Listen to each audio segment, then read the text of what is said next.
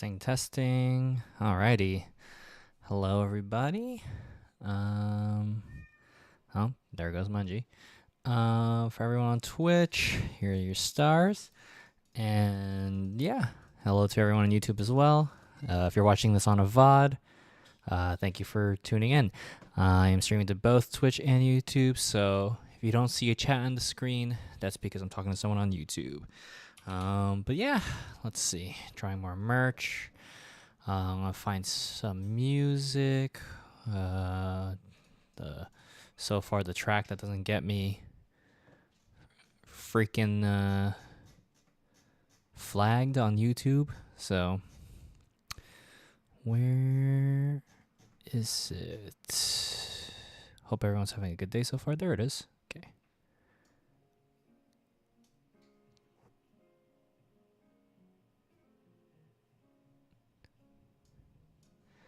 Alrighty.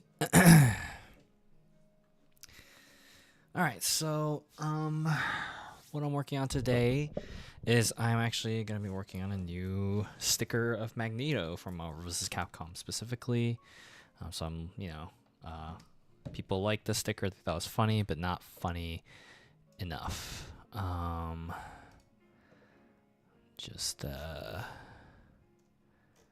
Sorry, people keep tagging me in things. Is this important? Not really. Okay.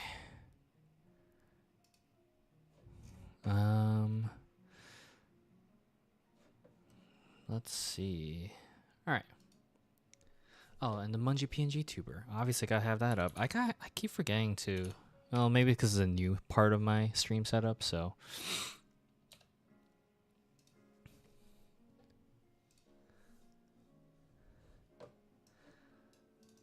Hey, little kitty. So got paid today. To clarify, I paid all my bills and got groceries. Then I gambled. Gotcha. Well, why not, right? Let's see. Magneto, Marvel's Capcom, Supers. Gravity Squeeze is the most iconic to 3, but if I want to double up for 2 and 3, I feel like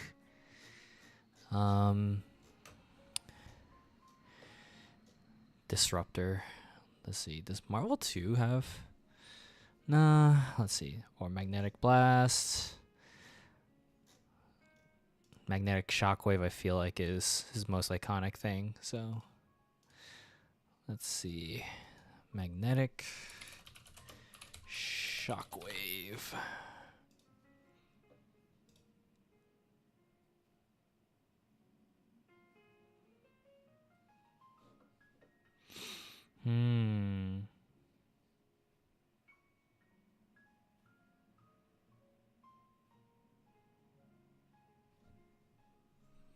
Okay.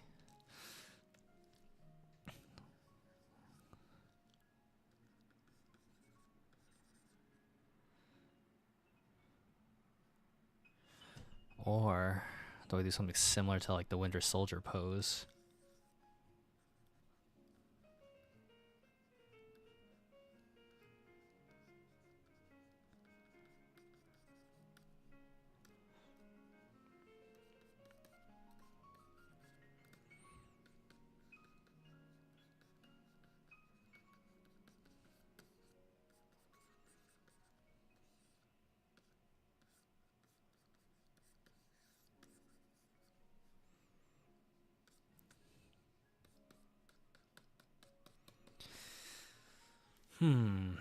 Charge up, or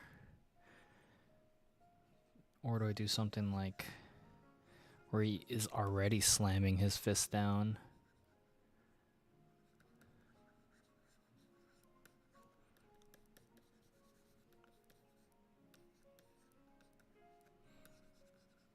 Because then we see the entirety of Magneto, but actually that's kind of cool too. Kind of doing the superhero landing thing, but Evil Kitty, thank you so much for the sub for 26 months. That's over 2 years now. Wild. Too many American Family Insurance and TurboTax ads. I'm so sorry, Evil Kitty, but appreciate the sub. Thank you. Um, I hope you got good pulls from your gacha at least.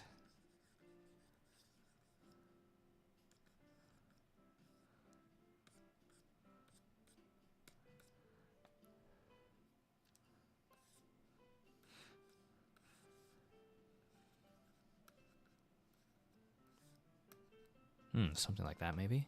Okay. Maybe shrink it just a tiny bit. Okay. All right, let's draw Magneto, Marvel vs. Capcom. Specifically,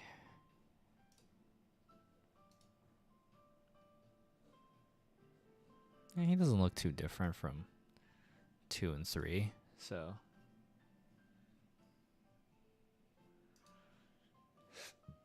Okay, let's see.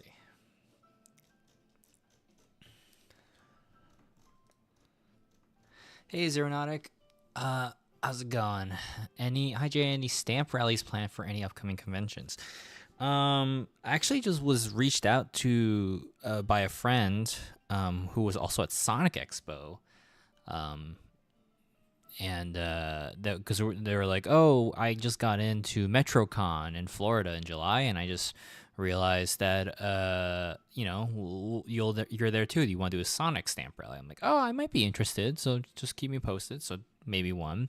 I am also already I'm planning with my friend Byron. Byron B, an amazing artist. Oh my God, god tier level dude. Byron is doing. We're doing a Sonic themed stamp rally for KawaiiCon in Hawaii. So we were just discussing today because unfortunately, a lot of manufacturers are being affected. Overseas manufacturers are being affected by the tariffs. So we're like, hey, we should do this sooner than later. So yeah. We're gonna do a Sonic Adventure 2 themed stamp rally between the two of us. Evil Kid, I spent $450. My luck was doo-doo this time around. I got what I wanted, but not worth it. Ooh, I'm so sorry. Well, at least you got the bills and such out of the way. That's like the important stuff, so.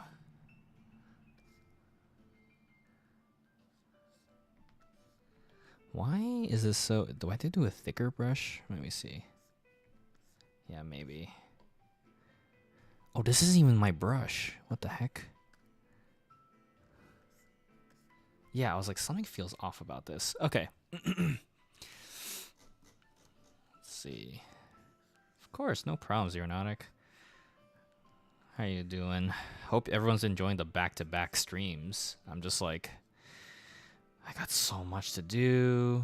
Ended up finishing the whatchamacallit,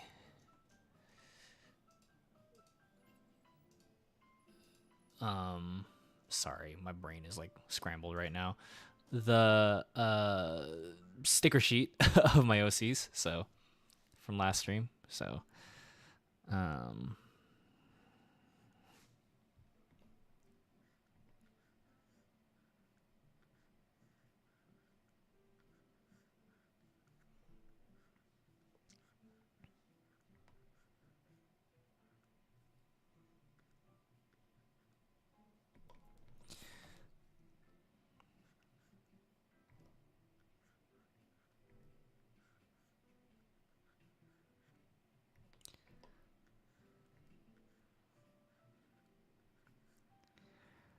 and after this, though, even though I have some other stickers planned, I think I need to move on to doing some of my acrylic stand stuff. I'm like, you know what? Some of these stickers are going to be low priority, so I'm just going to move on. Yeah, the tariffs are dumb and they hurt us in the country. Not the opposite, but the orange idiot doesn't understand basic economics. Like, I think he understands economics pertaining to himself and his rich friends. So that's something. So yeah, no. So now I'm just like, I saw a post for artists in Art Alley be like, hey, please don't be mad at us for raising our prices for merch in artist alleys. Like, we have to pay so much more now. And I'm like, yeah, man, I don't know if I can keep this up, to be honest. So it's a little rough.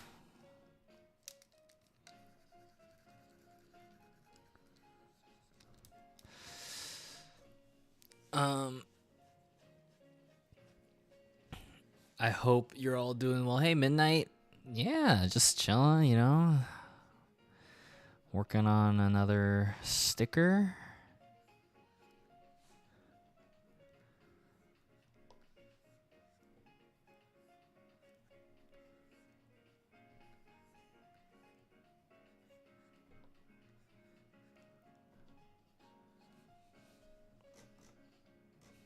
It almost looks like a weird foot. Okay, if I'm just slamming my hand down like that.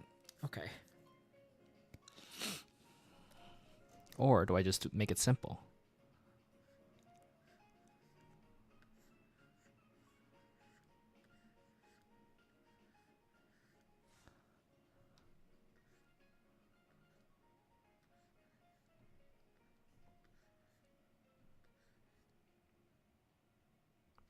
Yeah, keep it simple like that.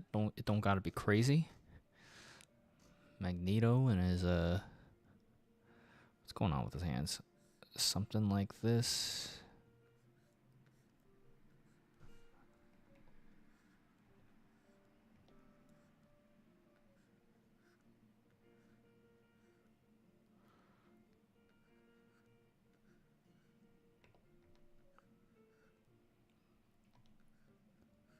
But yeah, last night I finally finished the if you guys didn't see my social media posts on Blue Sky or Instagram, I finished the my Furry OC sticker sheet.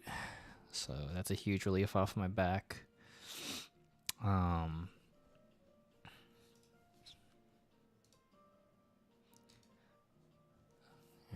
yeah.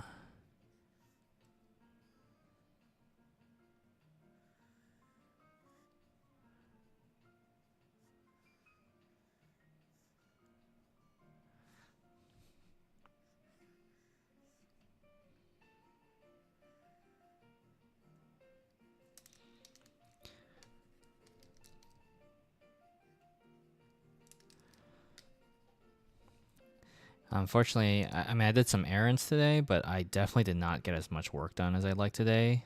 I had to render an After Effects file, and I hate After Effects.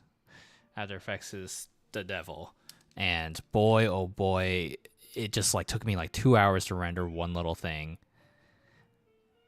and then I was like, oh, that's not correct at all. So I had to wait another hour, like waiting for that to render. And now I'm just like, oh my god, I just didn't get as much as I'd like to today, but I need to stick to my schedule. So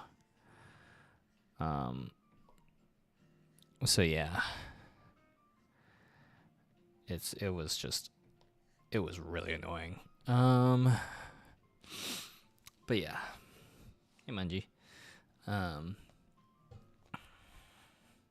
Just finished a Sign of Affection as per your suggestion. It was very cute. Right on. I still gotta finish that. But glad you enjoyed it. Anything Adobe does is 0 out of 10, 100%. After Effects especially, though. Oh, what a nightmare program.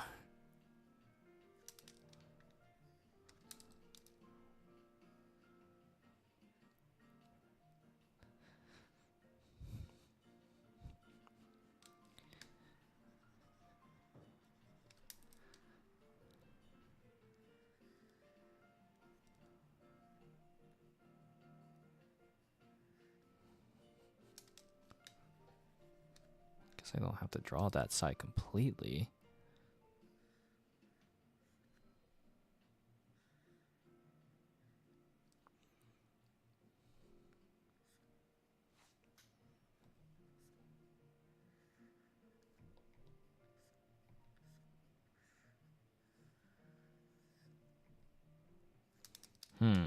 Okay.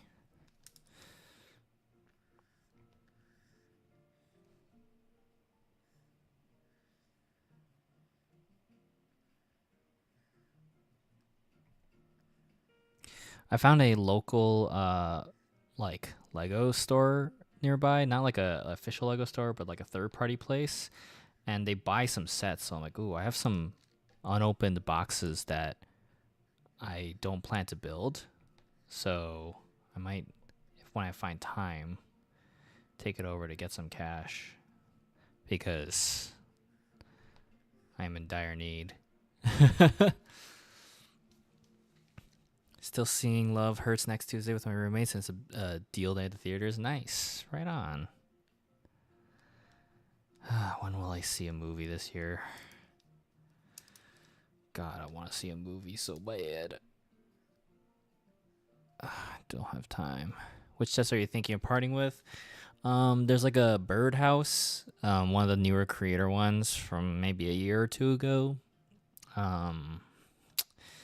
Lego Monkey Kid, like the lunar base. I gotta check the others, but those ones for sure. And then if I ever need more cash, I could always, get rid of some of my rare minifigs. But we'll see.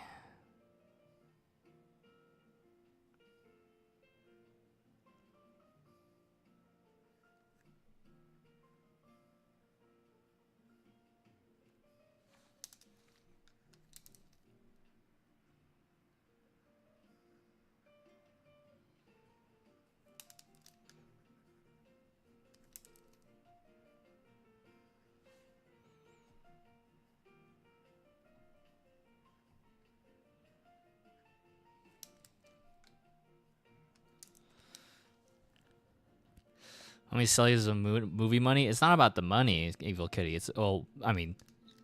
don't need movie money. I need, because I have AMC A-list, but I need time.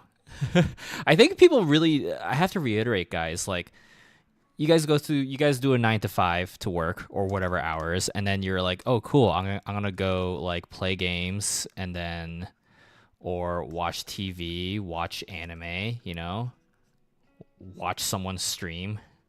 But like for me, I'm like, okay, what did I do today? Woke up, I started to clean, clean. So I want to keep the apartment clean as much as I can.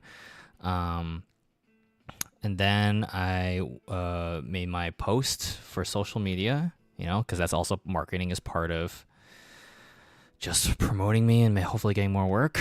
And then I, ate food. Then I went to the grocery store to get more groceries. I came back and I started editing.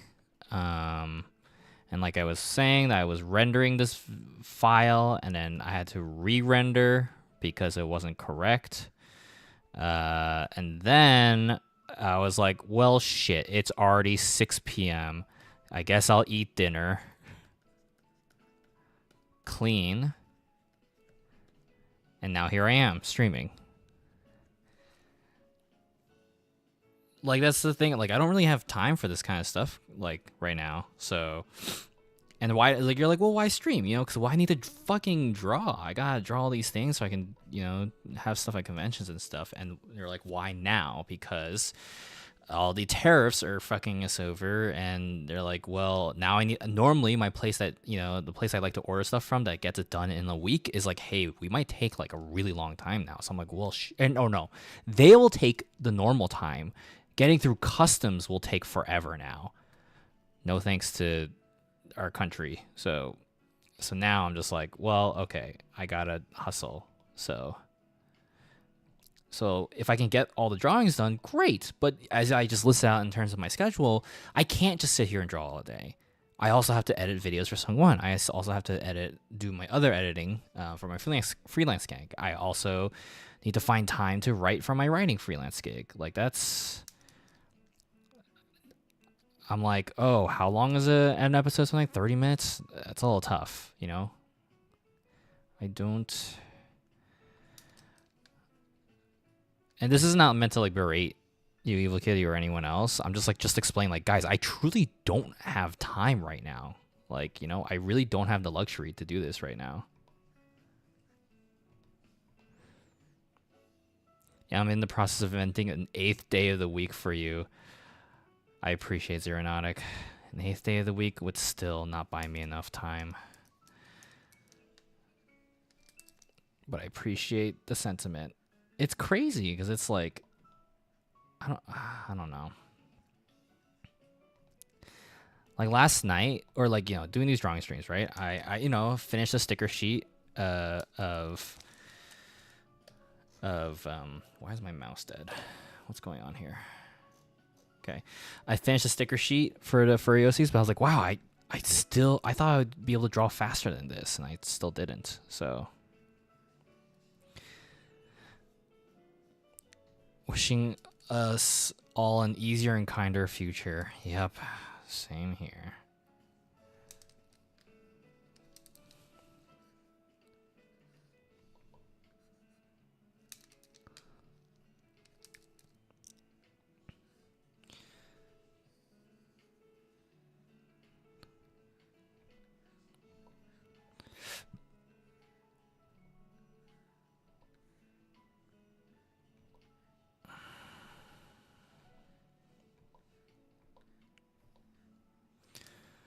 I mean, yes, money's stressful right now, and I'm still doing commissions. I gotta find time to do commissions. That's another thing I gotta make time for. So I'm just like, I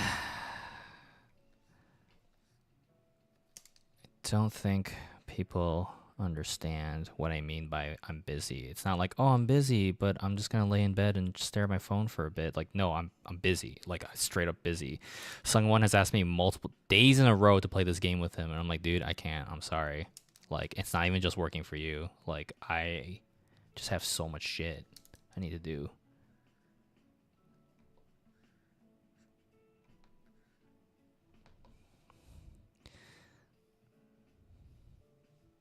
I think you're doing a great job and wish you nothing but money and happiness. I appreciate Evil Kitty. Likewise as well. What products do you expect will go up in price at your booth, if any? I don't know, to be honest. Honestly, I'm thinking about marking stuff down because I want old stuff to move. I personally just don't think I'd be able to do it. I don't know. I feel too bad. And I might just have to eat up the costs. So I'm just hoping more sales will help. But we'll see. I mean, I got into some pretty big shows this year, so we'll see if that pays off.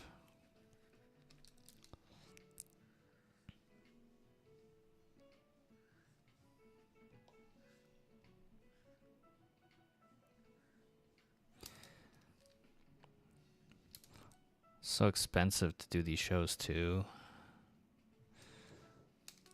And very slowly. Is this a Magneto commission? No, it's not. This is a sticker for Marvel vs. Capcom. I'm updating the previous Magneto sticker.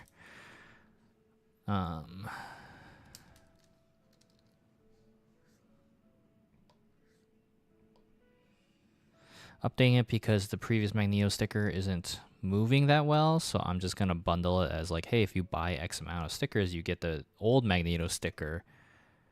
It says the dream is dead for Marvel vs. Capcom 4 for free, you know, if you buy like, I don't know, 6 stickers or something maybe. So, and then this will be the new Magneto, and hopefully we'll get more sales. Because I know people are like, oh man, I play Magneto, but they don't, you know, they think the sticker's funny, but not funny enough to get. So very slowly getting back into visiting conventions. Would love to get a signed print from you and say hi someday. That'd be nice. Yeah, I love it when people visit, you know, especially from the stream. Like, that's happened before. Like Korean barbecue surprised me. This guy just came up. He's like, I would like to buy all the acrylic stands, you know, for Paper Mario. I was like, oh, okay, sure. And I was like ringing it up. And then I was like, yeah. And he's like, by the way, I'm Korean barbecue. I was like, oh shit, bro. Like, what's up? Like, in my mind, I was just in like, you know, I'm like, oh yeah, sure. Okay. This guy just wants to buy all of them. I'm just grabbing them all. And then, so that was great. And then he was, oh no, he also was like, oh, can you sign this too? And he pulled out his copy of Bounty. And I was like, oh shit. All right. Yeah. Thanks, man. And then he's surprised, with the stuff. So, but anyway,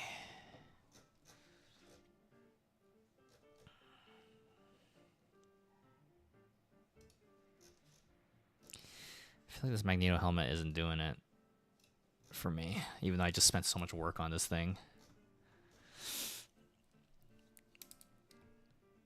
I'm just gonna erase this. Just the helmet part. Everything at your booth that I've seen from your videos is the gotcha machine. Rest in peace. I wish I could figure that out more, but I just gotta be realistic, and I'm like, I can't keep doing it. So, unfortunately, so.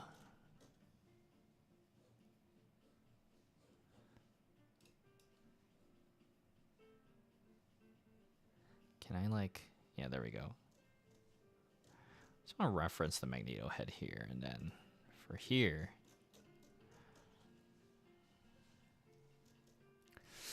I don't know if I'm able to go to Emerald City Comic Con, but so it sucks I won't be able to check out your booth. It's all good. It's all good, you know. Like, I don't expect people to show up. It'd be nice, you know. But like, everyone's got their own situations, and convention tickets are getting more expensive now, so which is kind of wild to think about. So.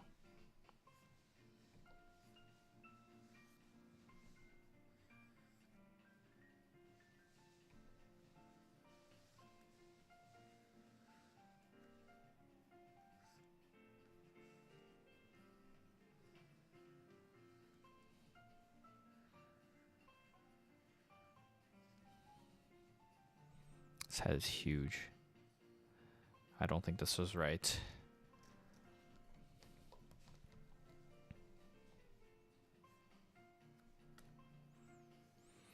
Lego Mungie minifig when I know, right? There is a Torty Cat figure that they released late last year in a Lego Friends set. And I'm like, well, it's not quite Mungie, but I feel like I must get it out of obligation. So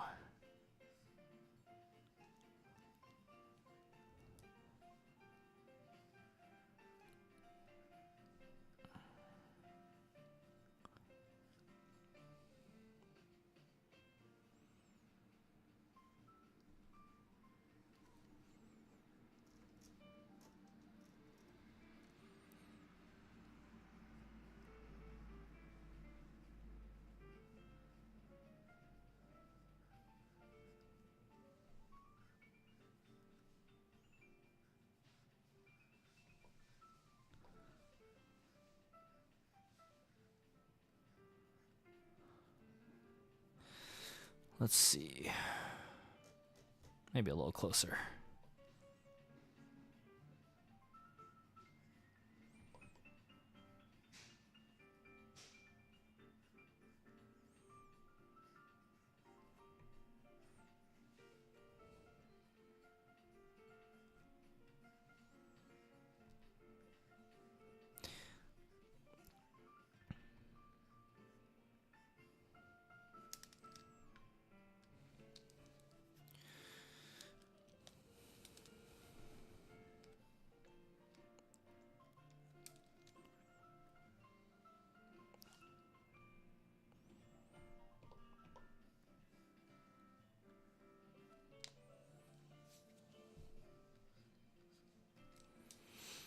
Okay, I think the head shape's good. I'm just gonna continue working on it.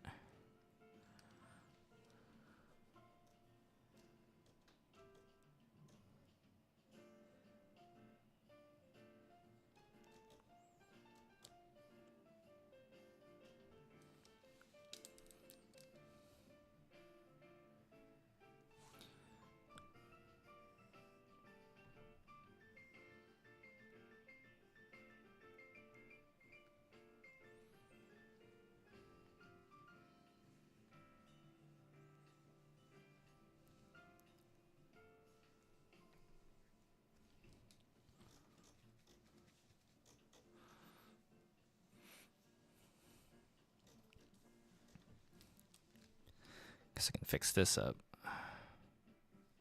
Simplify this so I don't lose my mind.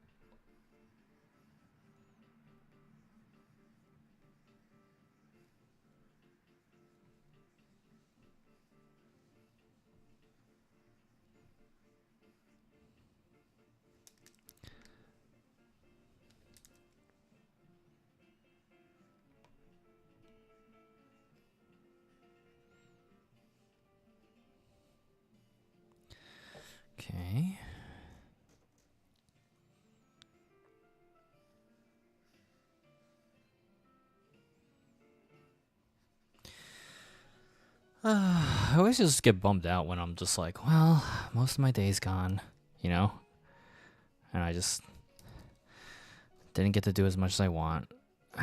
And I'm like, normally I used to be able to just power through and stay up till like the really late AMs, you know, and just keep working. But now, I guess just getting older, I'm like, dude, I'm physically like my body's telling me to go to sleep, which sucks because I'm like, damn it, this is like time I could be using. So,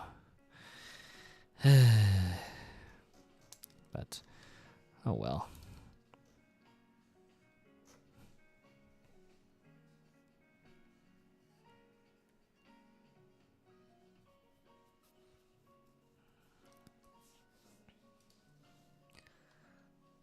See, okay. All right, I think I can put this back.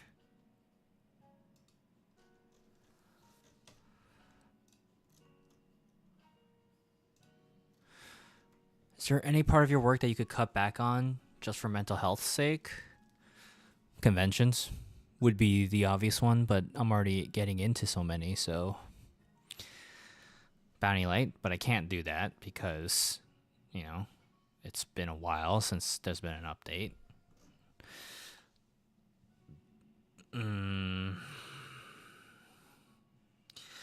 Tell someone that I need a break, but he's a big part of my livelihood, so I can't risk that. I guess saying no to this editing job, but I think it's fun. It can be fun, and also just like, but also I need the money. So,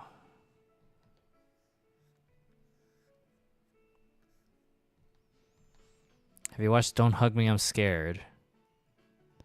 No, I don't know what that is.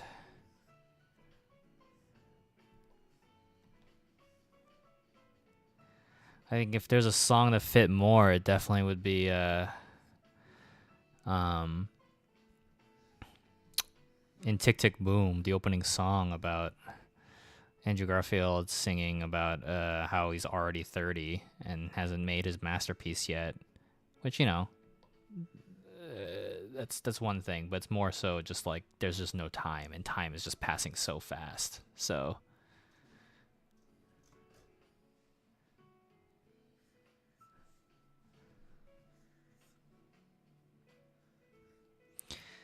hey Alib, how do you decide which cons to apply to? So I do this thing now where one, what's the distance like?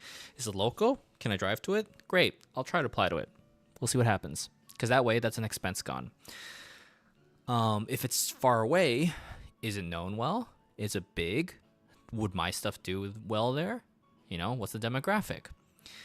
I always Google up, like, for example, let's see. Planet Anime Kansas City was one I did last year, and I wasn't sure about it. Attendance. Okay. So according to Google, there was not a lot of information about the attendance for Kansas City, but I think I did it because it was close. It was, you know, the flight was not that expensive. It's attached to Planet Comic Con Kansas City, which is like really big. But you know, that's one thing. Let's see. For example, Kawaii-Con. That's one I was like, you know what? Even though Kawaii-Con 2024 had 20K attendees, pretty decent. You know, not bad. But it's an excuse to go to Hawaii, so I'm gonna go for it. Emerald City Comic Con, really big show. I actually did not expect to get in. But before the pandemic, it was about 98K people, attendees. Now, post-pandemic, you know, it's slowly building back up, but last recorded number seems to be 85K. That's still nice. And it's a 4-day convention. So I'm like, all right, it's huge. It's reputable. A lot of people go, and the amount of days, let's do it. And the big advantage was that, do I know someone there? I have a friend who lives there, so I was like, cool, that's an expense I don't have to worry about, because I asked him, like, hey, can I crash with you? And it was chill, and now I'm like, it's chill to, you know, I was allowed to stay with him, so now I'm just like, all right, let's let's just save some money that way.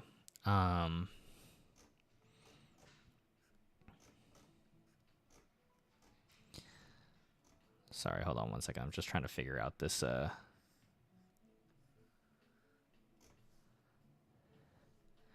angle.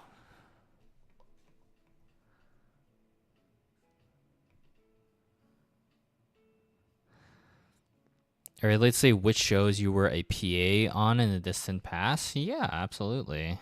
That was a long time ago. Let's see. Let's look to my LinkedIn. What the hell did I fucking write on this stinking site? Who are you? Every time people try to connect, I'm like, who do we know each other? You actually gonna offer me a job that's useful, or let's see. Okay. Wow, what a trip down memory lane looking at all this. I was a production assistant, a PA on the independent feature film In This Our Youth, as a 2016 film, formerly known as Juvie. I think Juvie was the production title. Oh no, did it change to Juvie? Oh, is it released? Oh, it got re-released. Okay. It got re-released as Juvie in 2020, starring Eric Roberts and Jared Gilman.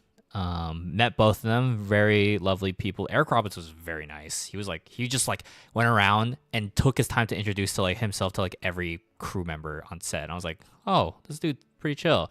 Jared Gilman was he was shy, but he was obsessed with my hair. I had really bright orange hair at the time, and he wanted to dye his hair or something. So, supposedly, so I'm like, okay, yeah, I was a PA for just a day, unfortunately.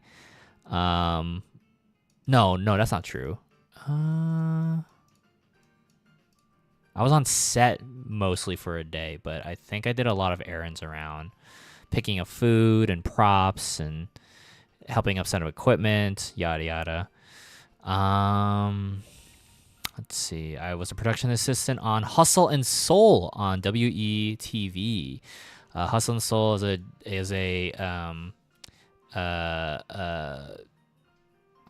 reality show, and I drove the crew, drove equipment. There were long 14-hour days. I got paid $200 for 14 hours. That's the union standard for PA in New York. Built and broke down sets, fire watched. Basically, everyone goes on lunch, and I watch all the equipment so no one breaks in and steals the cameras and stuff. Drove around all around New York, Brooklyn, Manhattan, whatever, to help film parts and learn a lot about reality TV. Boy, let's see. And Netflix, Rhythm and Flow, the rapping competition show on Netflix, where the judges were Cardi B and I forget who else. Cardi B in Chance the Rapper, yeah. And yeah, I think those were those the only PA on set PA stuff? Yeah, I think so. At least these are the ones I've listed. I don't remember anything else, so. But anyway.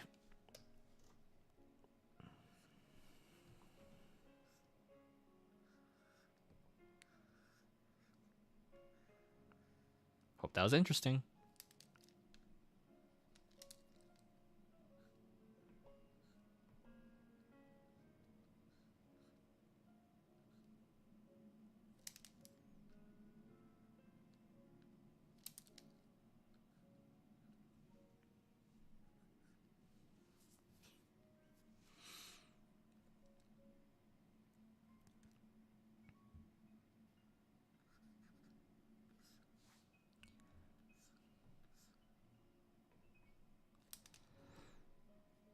Juvie seems like the best one to watch.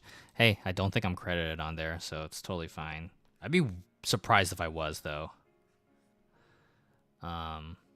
It was actually, yeah, I got that gig because it was actually my old writing professor's film, and he asked me if I wanted to be a PA, and I was like, yeah, sure, why not?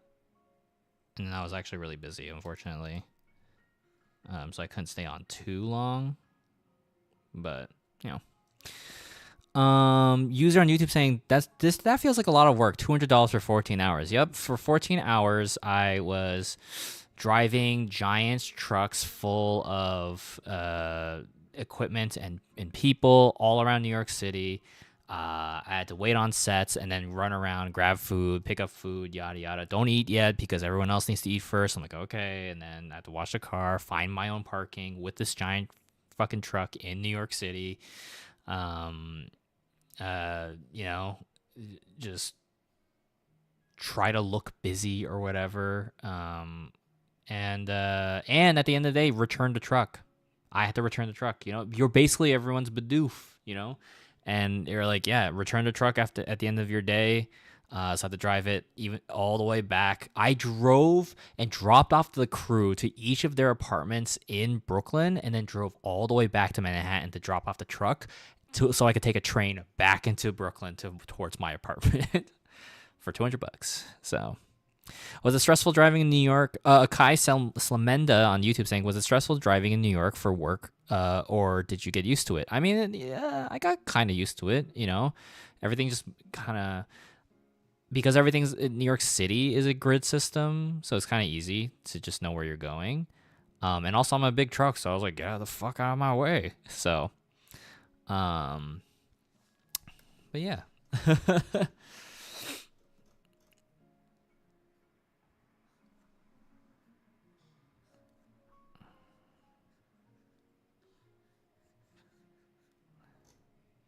Man, let's see.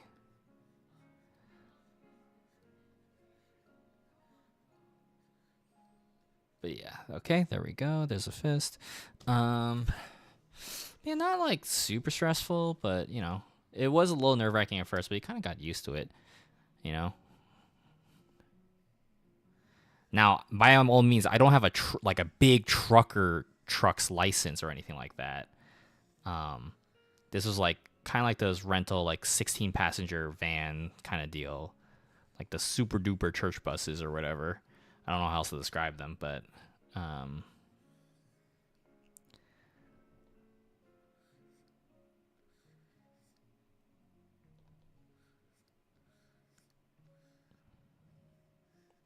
no, it's a good time. I was just saying to a friend earlier today that I was like, you know, strangely enough, I feel like I'm back in New York. Not necessarily like the city itself, but like the living style. You know, in New York, I worked multiple jobs. I worked at PA job and worked at a movie theater. Where let me, you know what? Fuck it. I'm gonna look up my history on LinkedIn and just see everything I listed in hopes I could get a job. And finally, if you look at my LinkedIn, finally my top experiences are like I was a freelance writer for Lego. I was a writer for Paper Cuts for the Casa Grande's like official graphic novel. I was a staff writer on Date Everything. I was a TV writer on Paula and Pals and video editor for Sungwon. Right, great. But if you look at the beginning of my experiences, let's see. A team member at Clearview Cinemas. I did customer service, basic janitorial duties, concession services, and public announcements. Yeah, God, they were so obsessed with the public announcements. Where I had to, before the movie played, before the trailers play, I had to go up and do a whole announcement and tell everyone down. I'm like, hey, welcome to Clearview Cinemas. You know, I did the whole show. I'd be like, hey, hello, everyone. Welcome to Clearview Cinemas. My name is Jay. I'm your host tonight. Thank you for coming to see the showing of Iron Lady. And I can tell you, spoilers, it's not a sequel to Iron Man. Ha ha ha. All right, look behind you. You'll find the exit to your left, and yada yada. Direct them where the bathroom is. La la. Let them know to find me. And we had to do something like that every time, and it was fun at the time. I remember each coworker had their own shtick. Craig, this guy, so funny. He's actually like the sweetest, quietest dude. But then when he hated doing the announcement, so he made it his thing to like be that he doesn't want to do it. So when he did an announcement, he's like, hello, everyone. Welcome to Clearview Cinemas. Don't kick the seat in front of you. It's annoying. don't drop popcorn on the floor. That bothers me. Like, and he was like really grumpy about it, but it worked. Like, people loved it. Um, so that was actually my very first job. Um, and then, I worked at Equinox making smoothies. Oh God, I hated that. I loved having access to the gym. Um, I loved uh, like getting access to all those expensive, healthy ingredients. But oh my God, like this freaking the gym rats were so like annoying and mean.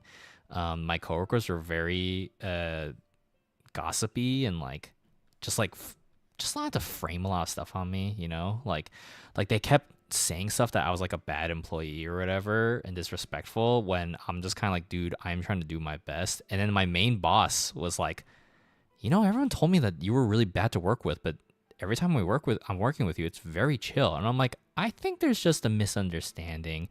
I think I'm trying to I'm trying to figure out where things go and how does this, what to do for the job. But I think everyone I'm getting mixed up with what I'm learning from everybody. And he's like, okay, that's fair. Sorry about that. He's like, you don't have to listen to them. Just listen to what I do. And I'm like, okay. But unfortunately, I quit. I was like, I'm sorry. I'm just not happy here. And I remember my boss was like really bummed. He was like, oh, like I liked working with you. And I'm like, yeah, I liked working with you too. But everyone else kind of sucks. So, um, but yeah. So boy, oh boy. And then all the gym people being like, hey, can you make the blueberry smoothie but with strawberries instead? I'm like, well, I have a strawberry smoothie. He's like, yeah, but I don't like how you make the strawberry smoothie. I like how you make the blueberry smoothie, but just put strawberries in there instead. And I'm like, it's the same thing, but okay. Like, so that was totally a thing. Then what? I was a teaching assistant at New York Film Academy. Wow, that was okay.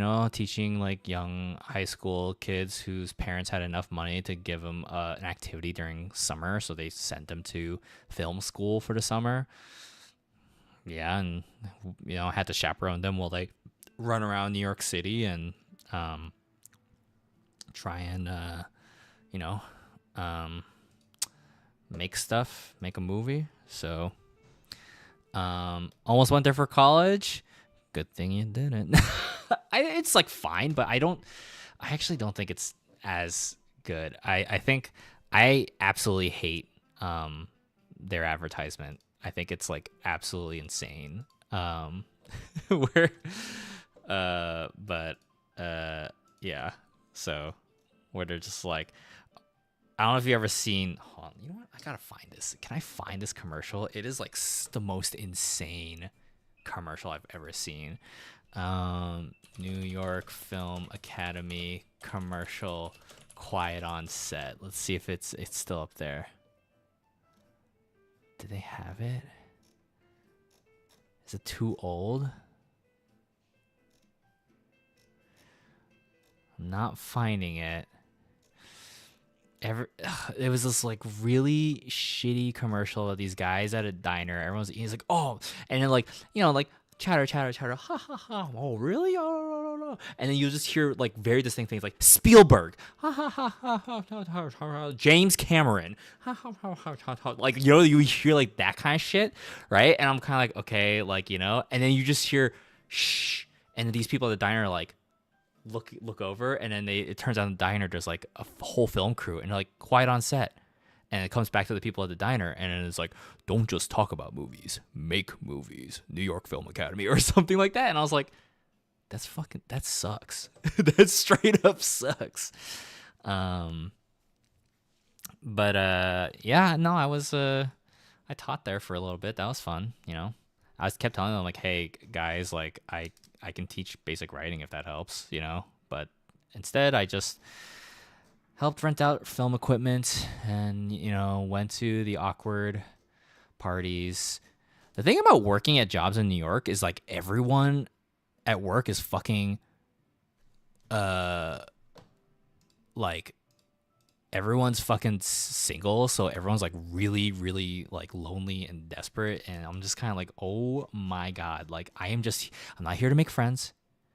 I'm no offense, like I'm just here for job. I just want money. So like it was like there's another job that was like that. Every time they're like, oh, let's all go to a group outing together. I was like, I don't know. I'm tired. I gotta go home. I gotta work my other jobs. And then one time I decided to go, and everyone was like, oh, hey, you're here. Like, like, oh, the guy, like, we don't see him at these art gatherings often. Like, what's your name again? Like, stuff like that. And I'm just like, whoa, Jesus Christ, man. Like, what the fuck? So from now on, my Twitch messages will include random directors in all caps. James Cameron. Yeah, like really, it was so that ad sucks. But yeah. Anyway, what else? What else did I do? I got my first writing job technically was I did a but I was a writing consultant for a Geek and Sundry show that unfortunately got made. I say that because it was very different from what I pitched, but it's fine. Then let's see. I was a PR writer for an art gallery downtown. It was kind of an internship, but it actually helped a lot for me to get other jobs. Like eventually I got a freelance writing job to join the press release for the tech demo of the Spider-Man Homecoming VR experience, and I tested it out on their new Dell laptops, and I got to interview some guy, and I honestly I just bullshitted out my ass. I was like, oh yeah, what effects house are you borrowing assets from this effects house? Blah blah blah. Like I just kind of just go full confidence bravado and just like make it a short interview. I'm like, cool, I have everything I need. Thank you so much. So, and the only reason I did that because I got to see an early screening of Spider-Man Homecoming, and I was like, fuck yeah, man, I want to know Spider-Man. I want to know how he is. So, and it was a good time. I got free swag and stuff, and it was cool. Then I worked at the bookstore Strand in New York. It is the New York's oldest bookstore, and those were like 10-hour days, but they went so fast. Like, it was... You'll never believe it. It's Peter Parker. What? But like 10-hour workday. But the way that bookstore worked was like every hour, you were assigned something else. So I'd be like, okay, I'm shelving the mystery section, and then like, okay, at 10 a.m., 10 to 11 mystery section. Oh, 11 to 12, now you're booking poetry. Okay, cool. 12 to 1, take your lunch break. Oh, 1 to 2, you are checking the conditions of books being bought. Okay, cool. Okay, 2 to 3, now you're going stacking books. And it's just like, it kept moving. Like, so I was like, oh shit. And so then the day would be over. I was like, all right, cool. And honestly, I dug it. I dug that job. But technically I only took it so that I could make enough money so I could move out to California. But that job was interesting, where I had like straight up, like, I remember their registers were also their computer system. And they're like, okay, Jay, it's your turn to go on the register. I was like, okay, cool. And I go over, and strangely enough, I'm like, hold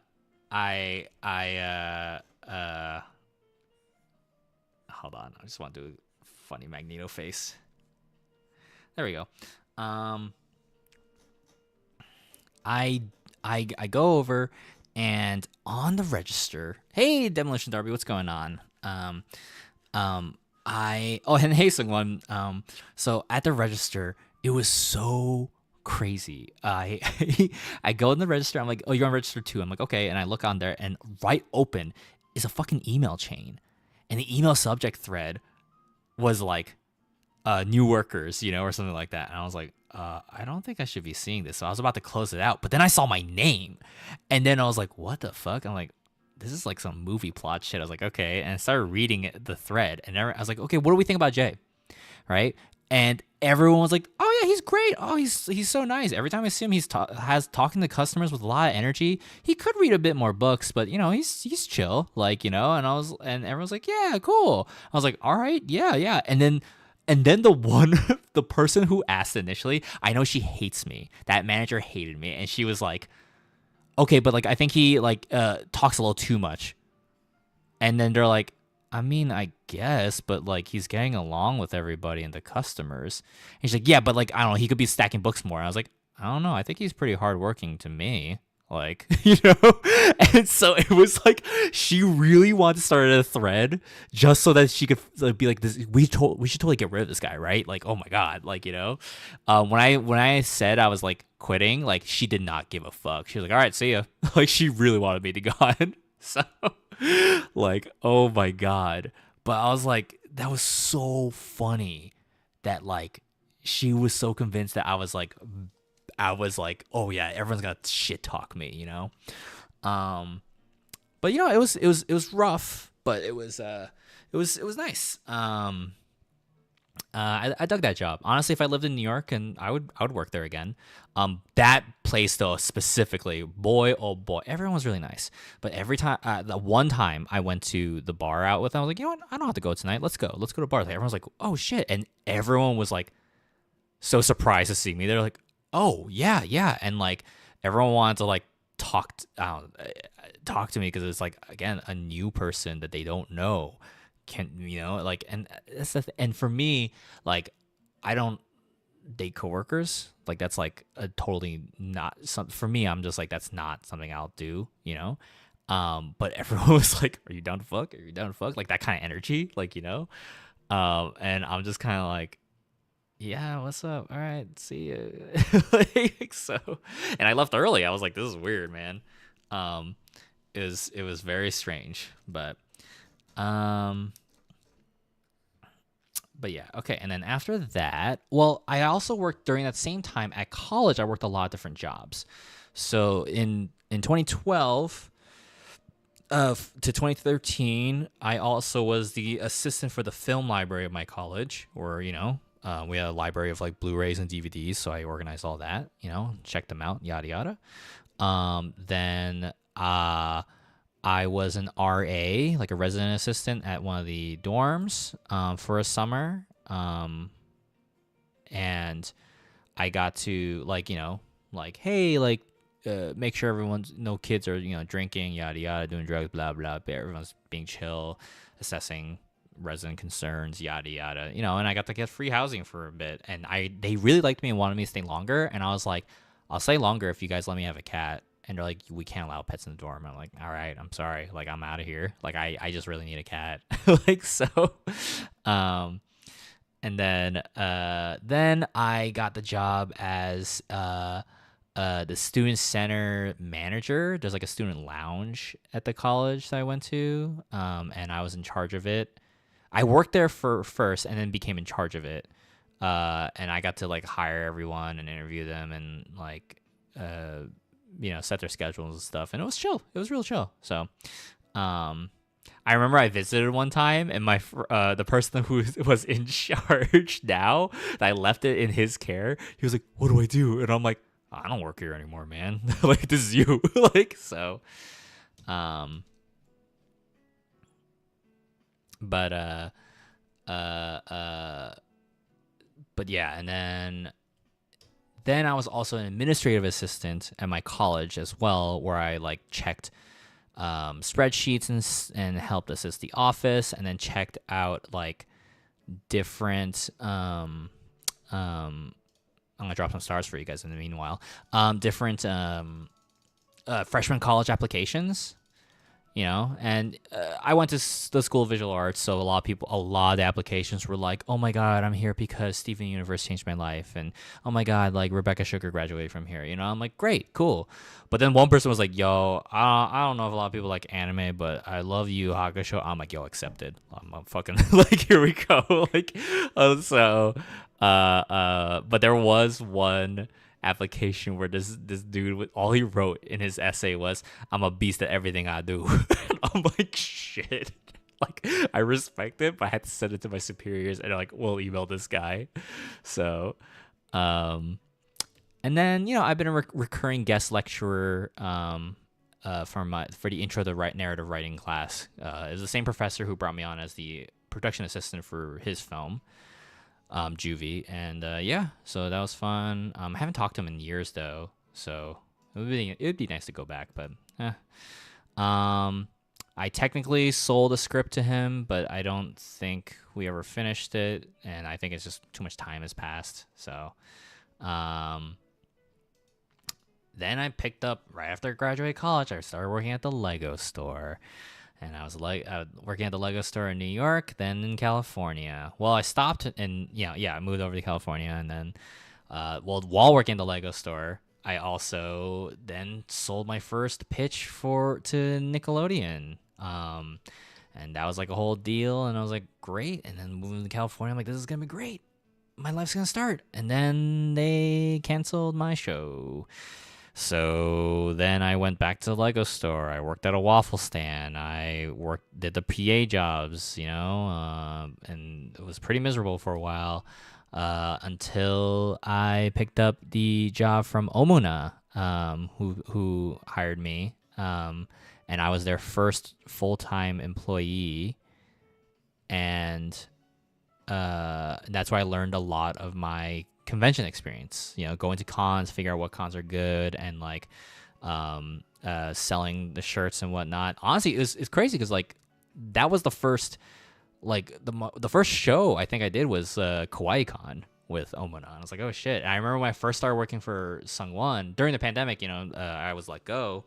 And then because conventions, and like no conventions during the convention during COVID.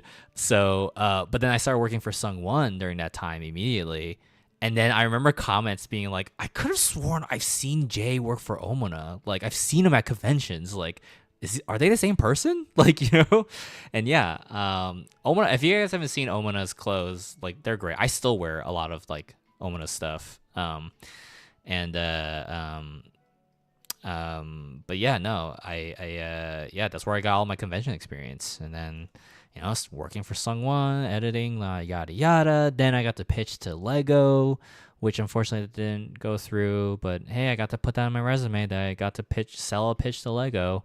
Then, I did that Casa Grande's graphic novel. It was a little cheap. It was really low rate, but I just wanted more writing experience on my, resume. Finished Bounty Light, and then Ray Chase read Bounty Light and was like, let's bring him on for Date Everything, and did that. And then I responded to an ad and did a test and got to write for Paul and Pals. Yeah. So that's where we're at now. And then I got some to be determined, to be announced stuff. So, yeah. I guess my friends do tell me, thank you. You lived a very cool life. My friends do tell me you live the most interesting life. You always find like the weirdest jobs and find yourself in the weirdest situations. I guess my life is interesting. I just wish it wasn't so difficult. There's more to come. Ooh, I forgot to turn on my stretching app. Hold on, gang. If you guys aren't here before, I have this app to remind me when to take stretch breaks. Difficulty is overrated. But let's see. I think I'll do this first and then figure out how to do the shockwave effects afterwards. Let's see, we can do the same colors. Let's close this one, but open Magneto, the PNG, so I can just color pick it fast. People player Persona on the hardest difficulty, me playing on the easiest mode.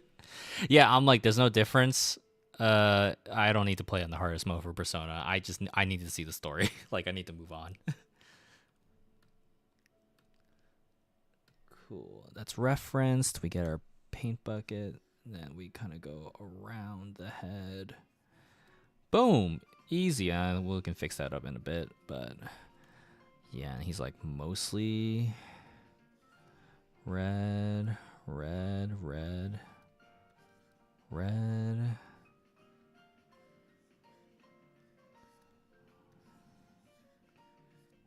Red. Red. There we go. And then the rest is purple, yeah? Okay. When my career changed, I was able to land a job by talking about my experiences not related to the field that I'm going into, live sports and social work. Hell yeah.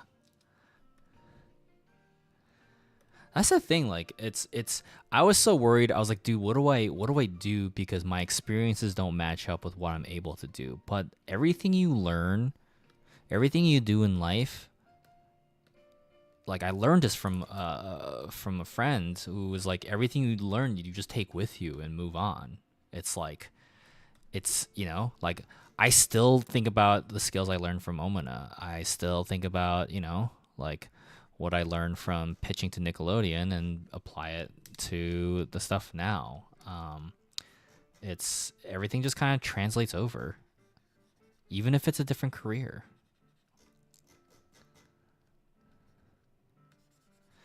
There was one time that I was really depressed after the Nickelodeon show getting canceled. I was like, okay, I guess I'll just fucking be a Domino's delivery driver. And the guy was just kind of like, I think he did me a solid. I think he ultimately was like, I think you're too depressed to take this job.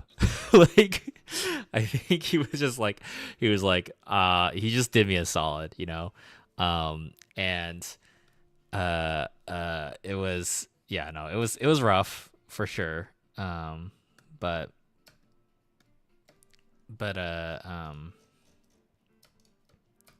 sorry, hold on one second. I'm trying to magic wand that. But I do remember him being like, "Oh, how like Domino's is a good life. Like how pretty steady. How much could you possibly make in Nickelodeon?" I'm like, if I were to break down the numbers, because I don't get paid hourly, for that freelancing, I'm like, I guess it'd be like $96 an hour. And he's like, "Oh, okay, well maybe Domino's don't pay that well." And I'm like, yeah, no, I didn't think it did. I just need something though. And yeah, no. And then I think he just did me a solid by like not hiring me. So live sports lessons, concise communication, be very thorough, teamwork, try to navigate through high pressure situations, project management, etc. See, and that could be applied for any gig. Like that is applicable for any gig, And what I did with my LinkedIn too, like I made everything sound fancier, Like, oh, like yeah, like I'm trying to think like what else, like what, oh, like, okay, concessions, I sold food, right? Oh, managed managed monetary units in registry and in the registers, which is true. And like maintains cleanliness around work environment, which is true because I'm constantly sweeping, like, like that's the thing, you just do things to make yourself sound like cooler than you actually are. Like I'm not, but like that's how I felt at least. So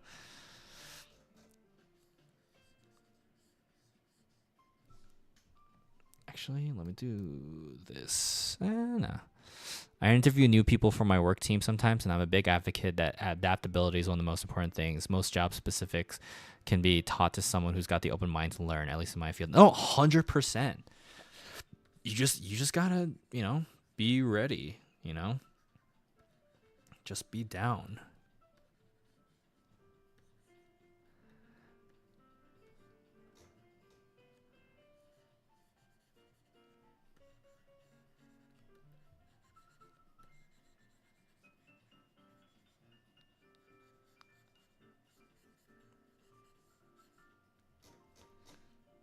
Hell yeah. Okay. I guess I'll add some sort of shadow multiply. Took a dark purple because Magneto.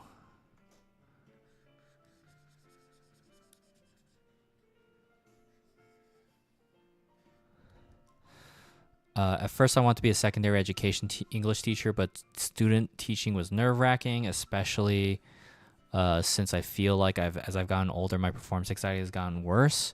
Then my teacher decided to quit on our partnership, and that screwed me over since it was halfway through the course, so I had to pay back the student teaching. Oh, woof, evil kitty. I was already burnt from college at that point, and I was like, fuck it, changed my English education major to English, and then graduate because I just wanted to be done. Yeah, no, for sure. And at the end of the day, who's asking for the actual fucking degree? No one's ever asked for me to photograph or send them a scanned copy of my degree. But I guess it's more like conversation points. Maybe you guys went to the same college or some shit, but still. Um, let's see. What's your biggest not actually impressive but still kind of neat flex? I went to summer camp with the cousin of the kid who voiced Nemo in Finding Nemo. Hey, I um was the student who moved into the school right after Nick Jonas left the school. So my old high school classmates, and this is back in elementary school at the time, they were like, "Oh, hey, like you remember Nick Jonas, right?" And I was like, "No, I came after him." And you guys were all so disappointed that I like replaced him.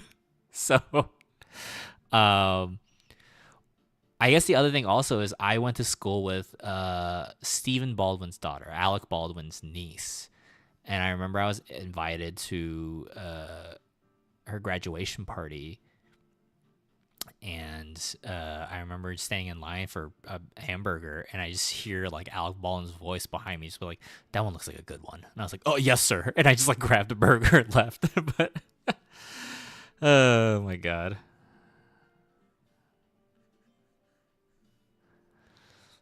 I find it so weird that so many job apps ask for college GPA. Like, who I have the degree, who cares? Yeah, like what?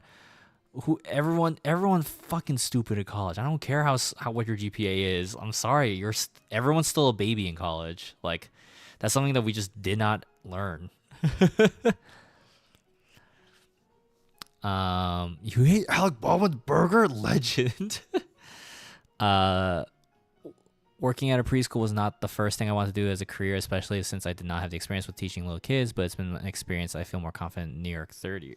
In third year. Yeah. No, 100%. Like I didn't want to write for children's animation, but it just fell upon me and I learned a lot. I learned about a lot about what it takes to, run a TV show, and also why so many executives check in and like meddle, because they need to cater a product that is accessible and won't harm them back in any particular way. So, trying to catch up with chat. Literally, the first day I started college, my advisor told me that I didn't need a degree to work in this industry and actively encouraged me to drop out as soon as I made enough connections. Silly me for sticking out all the way to the end, I guess. I mean, it's one thing if your parents want you to have it, right? I feel like at the end, that's like my mom just really wanted me to finish the degree. But yeah, I feel like depending on your business, like a lot of people just don't need to do it. There's so many resources online now. But, of course, it's not a respectable path or whatever. It's not a respectable job. Whatever, boomer. Nah,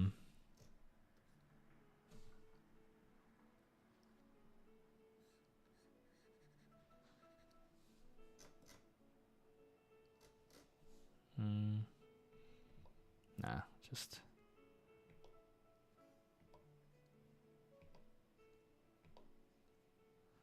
Yeah, okay, there we go. All right. Can't believe you stole that burger from Alec Baldwin. He told me to. He told me that was the one. What am I gonna say? No, you're wrong. but yeah. Still don't know much about Marvel villains, but I feel like Magneto's one of my favorites because of his backstory and what led him to being an antagonist. Magneto is definitely one of the coolest Marvel villains, hands down. Like, God, that fucking X-Men First Class, that performance of Michael Fassbender where he's like hunting down the Nazis, I was like, holy shit, dude, that fucking rules.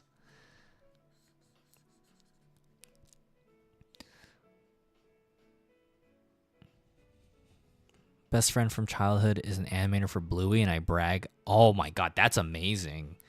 Dude, Bluey's so good.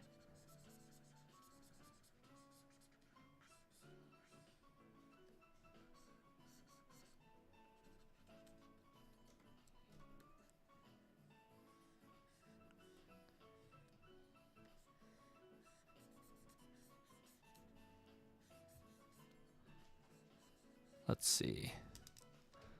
One of my best friends from college landed a lead role in a Disney Channel sitcom called Saturdays. I love hyping him up every chance because he absolutely deserved it and the nicest, most talented person I ever met. Oh, right on.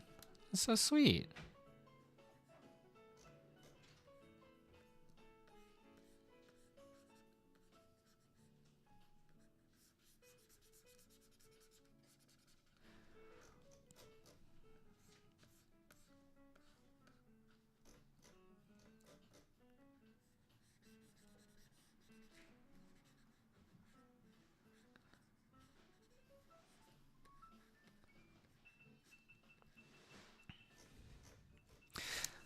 We love supporting one another's happiness and successes in this household. Hell yeah.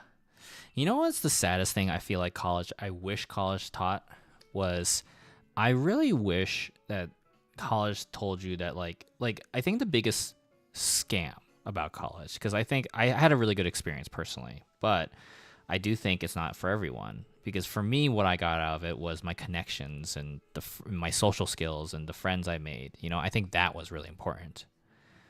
But ultimately I feel like a lot of people uh just or at least college brought us put us in this environment where we just didn't have to think about the future that much. We thought about our dreams, but we didn't really think about how to survive. And I think that really fucked a lot of us over. Like, we all assumed that we get jobs right after school, but we didn't. We all started working weird retail jobs, and I remember running into people, and sometimes they were embarrassed that they were there, and I was definitely embarrassed. I was still at the Lego store. Some friends did get jobs and others didn't, and some friends just had to go back home to do family situations. And it's man, I wish college didn't, they just made us pay all this money and couldn't even help us afterwards. And then they have the gall to email us for oh, your alumni, can you send us money? I'm like, fuck off. What? Why would I send you money? You failed us. So it's weird. And I just wish college, I don't know. I wish college prepared us for that, you know?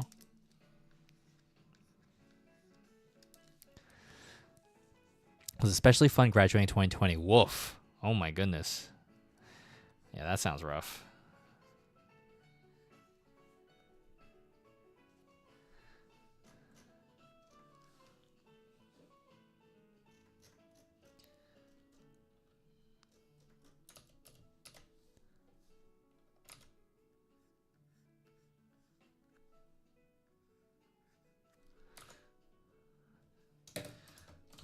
Magneto version 2 sticker. Okay.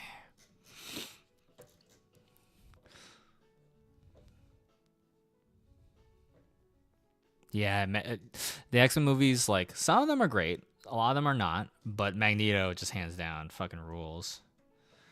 And then I want to figure out how to do the magnetic shockwave effect. Okay.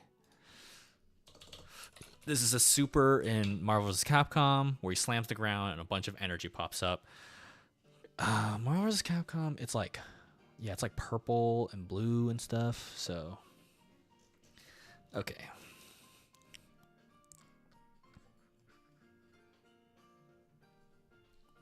It was fun losing my job in 2020. God, that year sucked. Me too. I know, Sungwon. I lost my job, and then your brother hired me. And what a mistake that was. No, I'm just kidding. My God.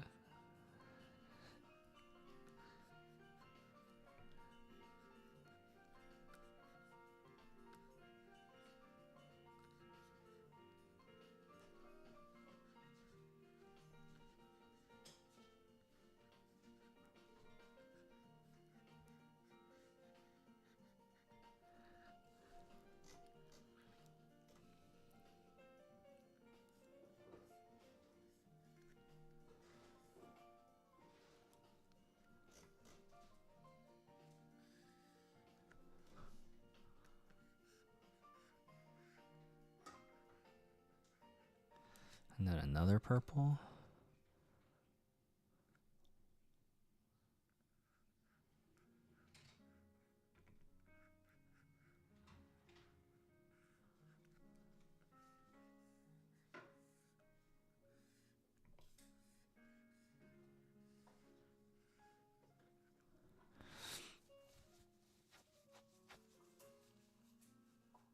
And then a third purple, maybe a lighter one.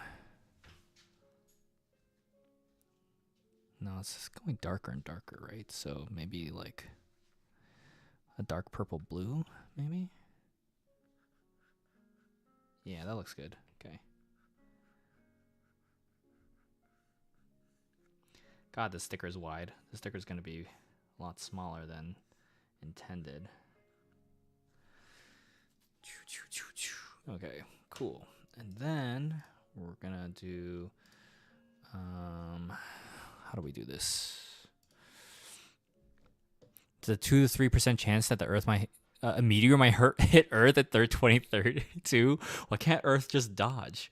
Earth, why are you so weak?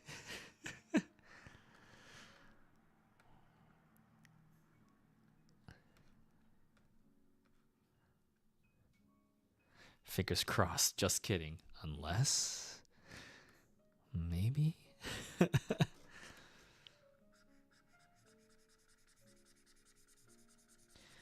Okay.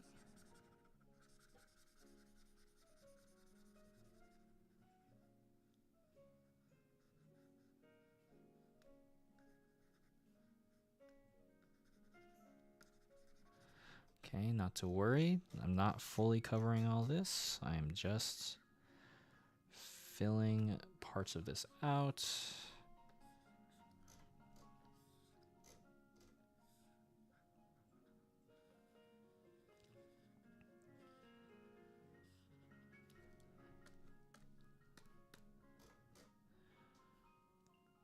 And then maybe something that's a little darker.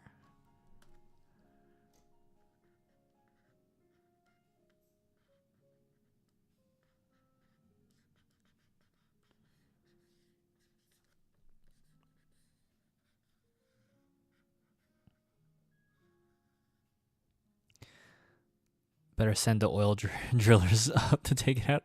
Earth's ass cheese clapping alert the cars. When did I decide to get my Steins Gate tattoo? I discovered Steins Gate in it's either 2013 or 2014. That's when I got really into Steins Gate,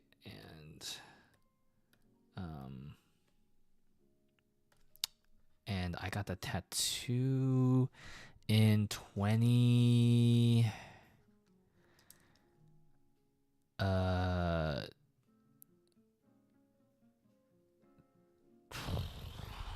17, I think, or 2018 maybe. So I mean, this one's a little too dark. So yes, okay. And then the final one can be a bit darker.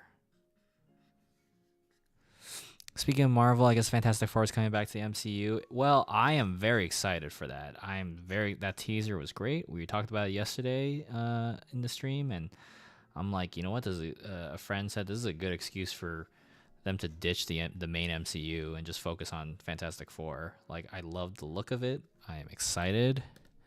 It seems really fun. Okay. Unless I do this. Okay. All right, so what I want to do with this effect is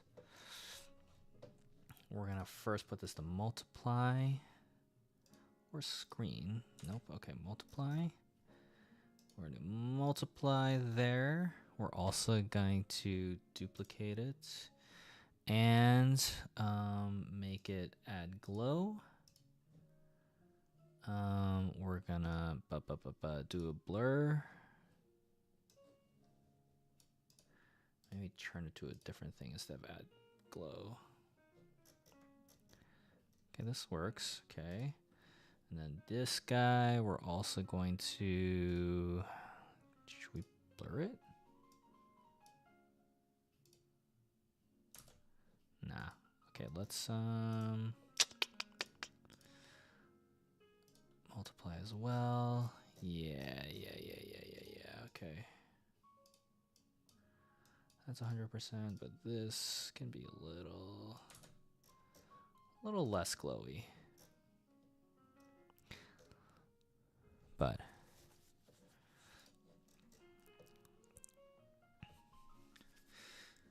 okay, now the tough part. The text. Okay. So we want to do magnetic shockwave.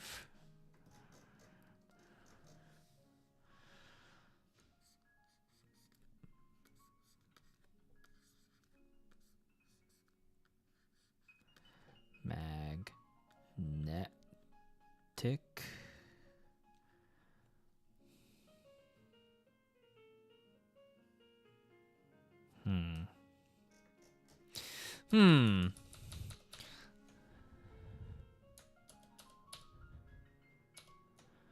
I remember as a kid, I wanted this Hulk toy so badly. It was always sold out Toys R Us, so my parents got me the thing instead, which I only knew as Orange Hulk. There is an Orange Hulk though, technically.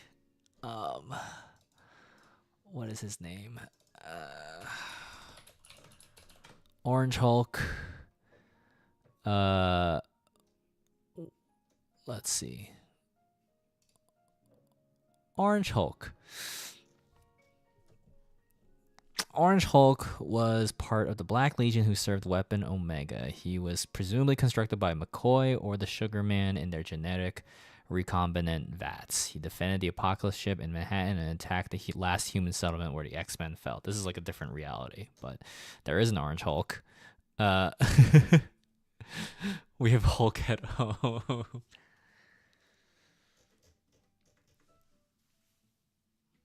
Why is it Magneto in his underwear? X-Men 97 was wild for that. Oh, man. A friend of mine worked on X-Men 97, and they had a blast drawing Magneto. They're like, dude, Magneto serves in this show. Let me start off with Shockwave.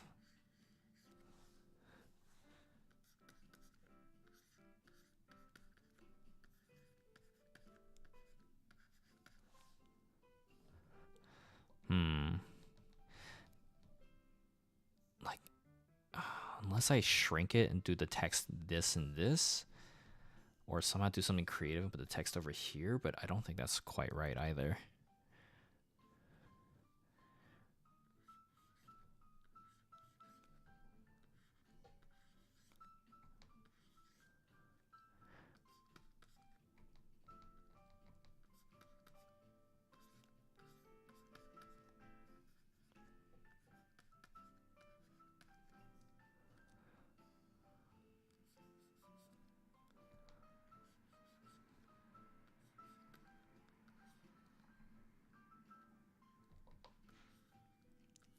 Magnetic.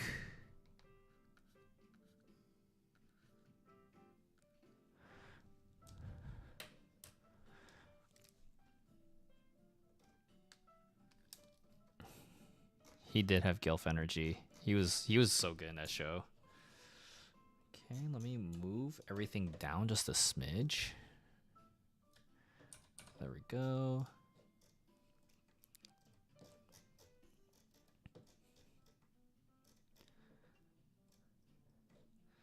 And then, what color should this be? Magnetic Shockwave. Okay. We're gonna thicken the lines. Thicken.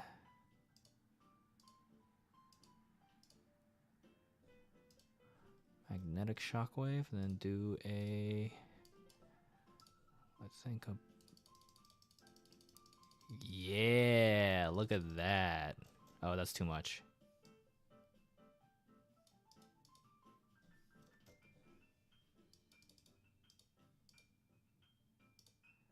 Oh, but I like it though. Do I just move this up? Or do I mask this part? Okay, hold on a second.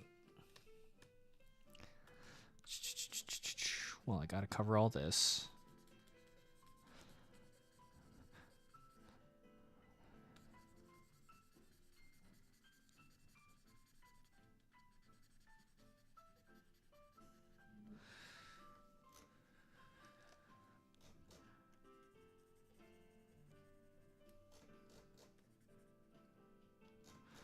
Okay. Magnetic Shockwave. And I put this, let's merge these layers. If I put it behind Magneto.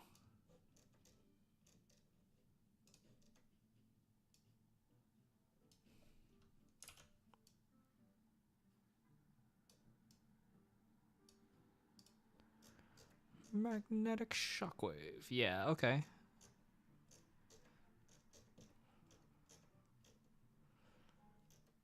Now do I mask? Do I put it behind Magneto, but also erase, like, whatever that is, you know? Like, hold on. Let me,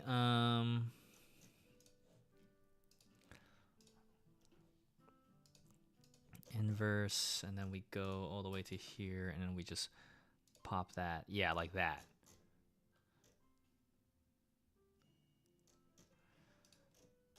Yeah, okay. What do you guys think? This will be the sticker.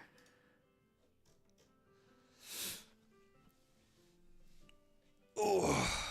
For everyone watching on Twitch, thanks for still hanging out. Good to see you all. As I continue to draw, and complain. Electrifyingly awesome. It's good to know. Shocking and magnetic.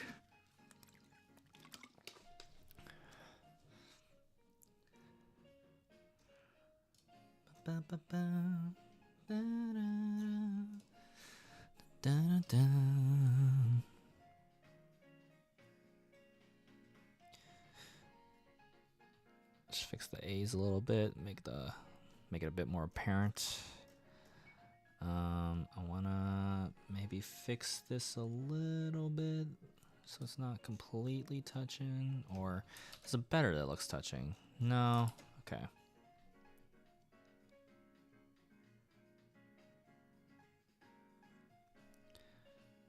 Okay.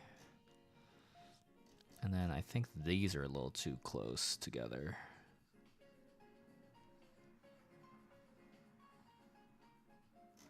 There we go. It's subtle things, but you know.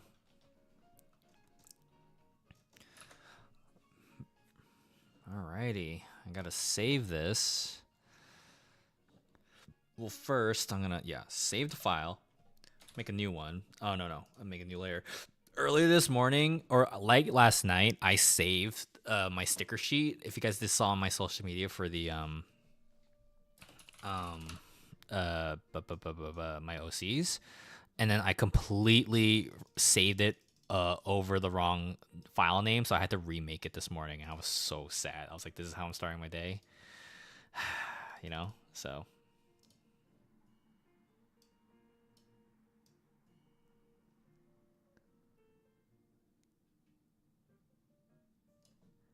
there we go. I gotta do that. Watermark it for social media.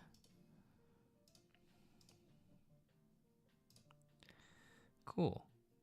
But I'll also save it for my main file now, so I can access and turn off that layer if I need to. Great. Oh, hey, just in time. Stretch time. All right. Standing up.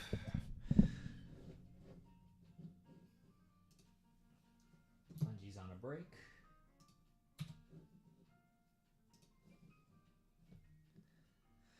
Okay. Let's see. Stretch.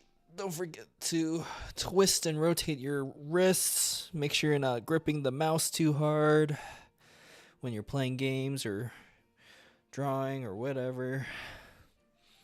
Mungie's here, sitting on the bed, and she's sticking her leg out.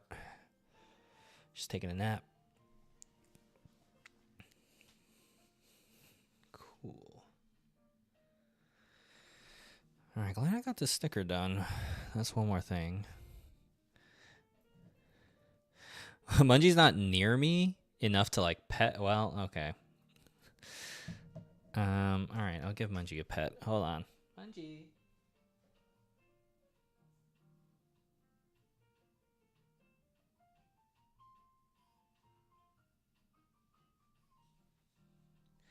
She did it like a little because she's trying to nap, so I pet her and she kind of like woke up. So, what happened?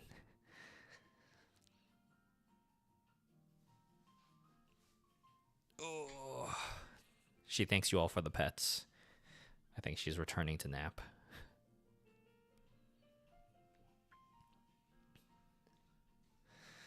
Ooh, if you guys are in the local area in Texas, in Richardson, This Saturday, I'll be there for the Lunar New Year festival event, so keep an eye out for that. I'm hoping that I don't think it'll be that good, but I hope I can make some money back to, you know, help pay off some things. If I could pet Mungie from hundreds of miles away, I would find a way to. Didn't pet her 5 separate times. We were scammed. Oh, hold on. I'm so sorry. Okay. Okay, so that was for Sungwon. This is going to be for Demolition.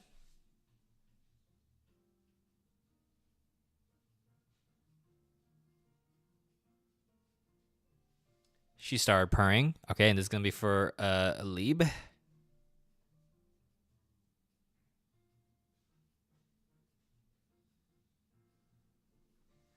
Gave her butt scratches. She licked her lips.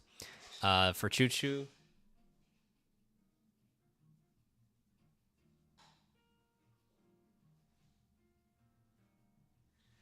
Gave her chin scratches. She stretched her head back. And for Evil Kitty.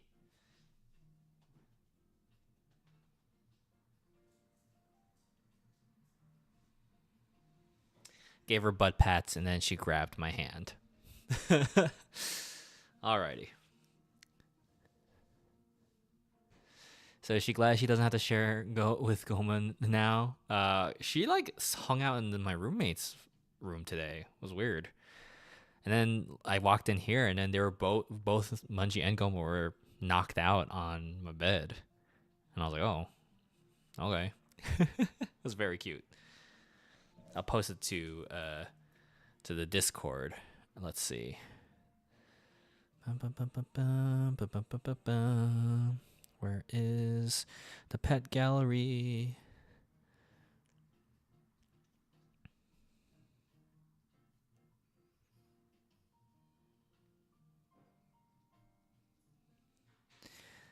I just posted the pet gallery in the Discord. Mungie and Goma just passed out.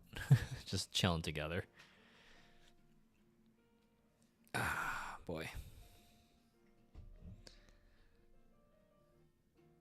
I actually am, however, going to use the bathroom, so I'll be right back, gang.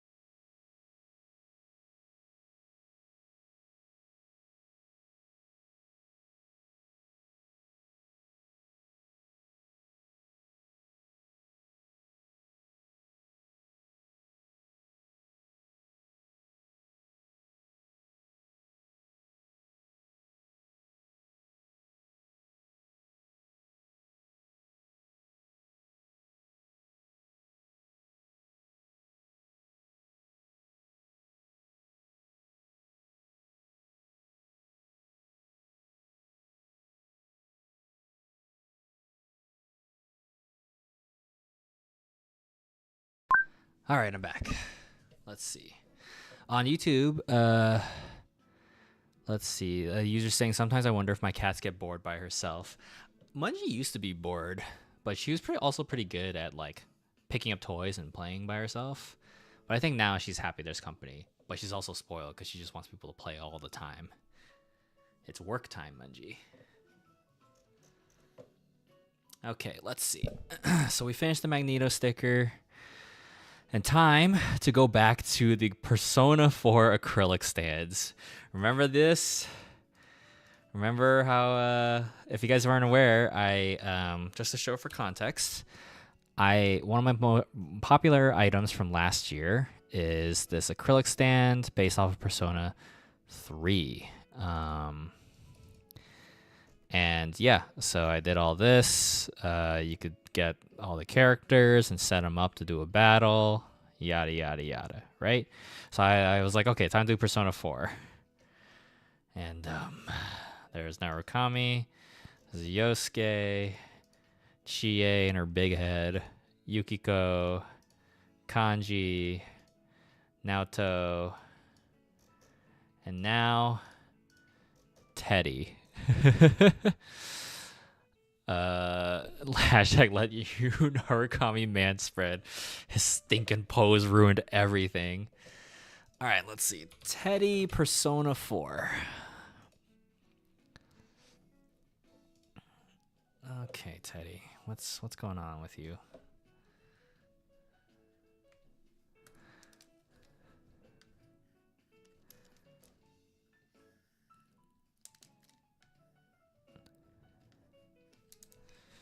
Originally, I was going to start the stream by drawing Teddy, but then I was looking at my list of merch I got to make, and I was like, wait a second. Magneto. He's a higher priority. I think I'm going to pass on my... I had plans for a Scarlet Witch sticker and a Luna Snow charm, but right now I'm like, I need to prioritize on the bigger stuff. If I have time, I'll draw them, but if I have time before my next order, I will draw them, but I need to prioritize. So, Teddy has dead eyes.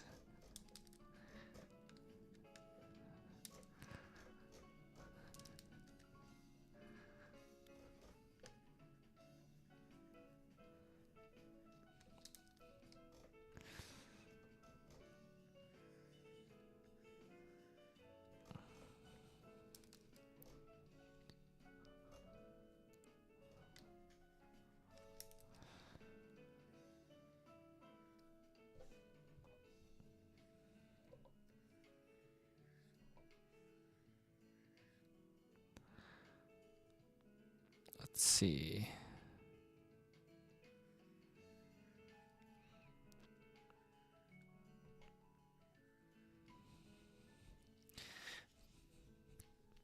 Serious mascot downgrade from Koromaru. But that's the thing. I don't even think Koromaru's the mascot. I feel like Igus is the mascot, oddly enough, of the game.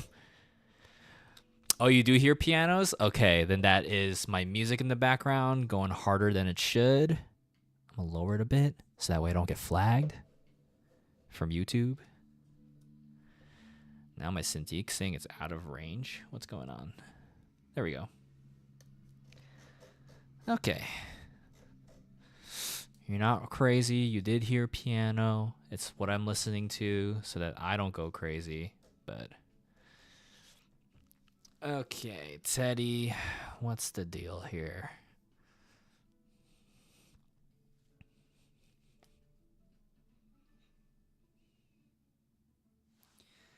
Everything needs to be above your arms, huh?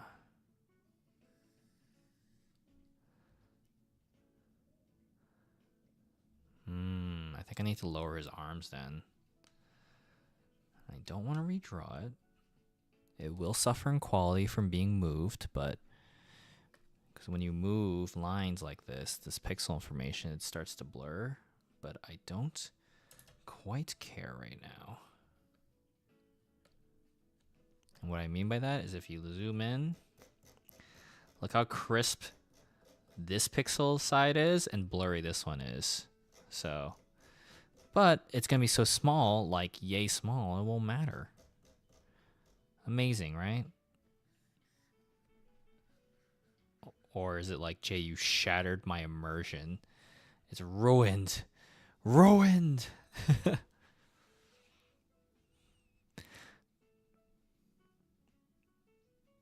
P3 is my favorite, so I'm biased, but the cast and tone of that one are so good. Still haven't played P5, even though I've owned it for like 3 years. Got you. I played P5, then P4, then P3, and then Reload. And Reload made me enjoy P3 more. I was not a fan of P3 when I first played it.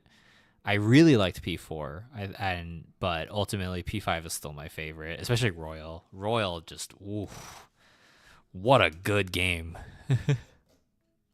Hey, I've lightened up on P3. It's just not my thing. It's not my thing. There are things about it I like, just not my thing.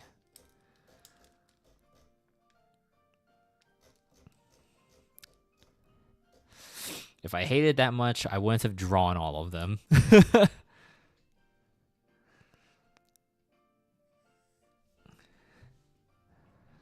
Although I do have too many Kens, and I would love for people to buy Ken.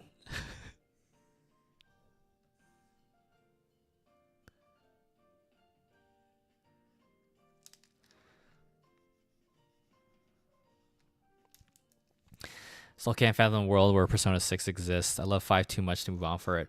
In terms of scale, I don't know how, like, the stakes in scale in 5 are so high compared to the others. So I'm very curious what they're going to do for 6.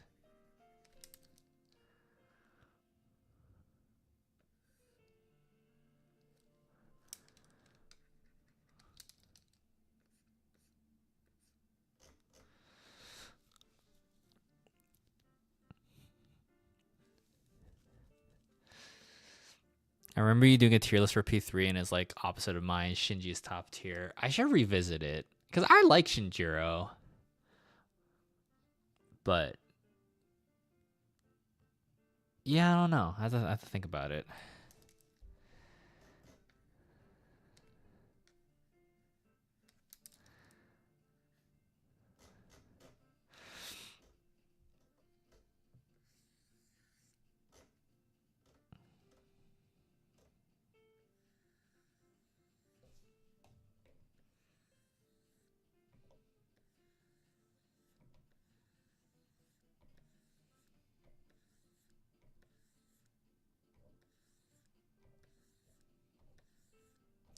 Teddy, your stinking eye. Maybe? Yeah, okay. I'll deal with it.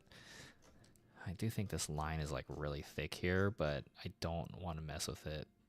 I really don't want to mess with it. I'll just deal with it. I thought it was called Metaphor. Oh my god. I gotta play Metaphor. But I don't have time for video games. I don't have time for anything anymore. It's just draw, edit videos, right. Draw, edit videos, right. Nothing for me.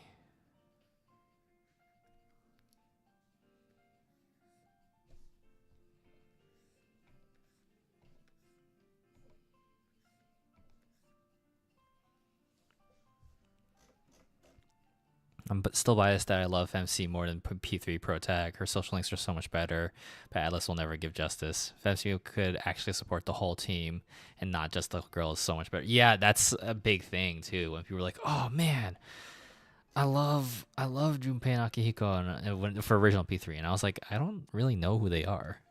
Like, they're just some dudes. But oh god, I gotta do this, huh? Will we play as the Grinch in Persona 6? It is green colors. I'm so curious what the hell they're going to do for P6.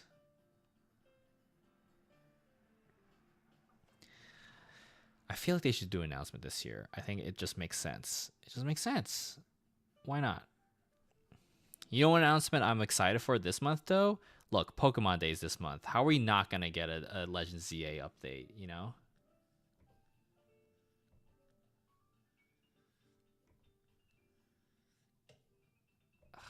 So, these lines, you're killing me, Teddy.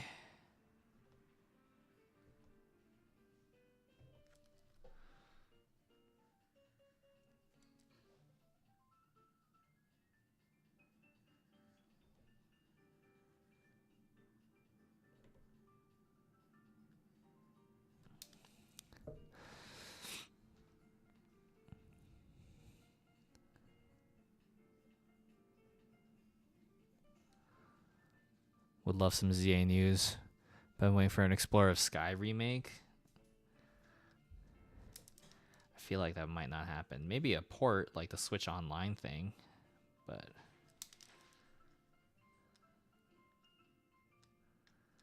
Teddy, you and your stupid ear.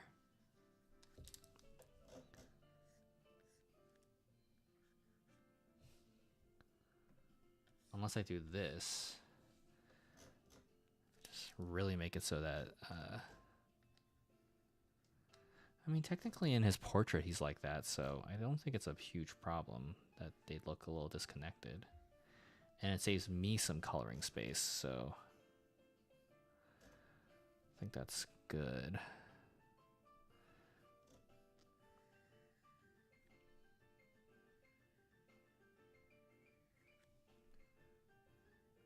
Oh my god, my not steady hands.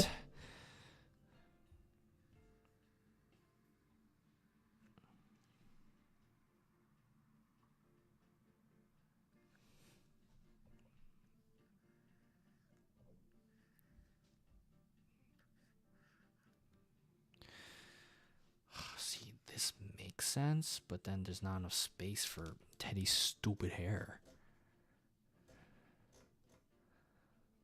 No, I like the shape of this too. I'm so sad.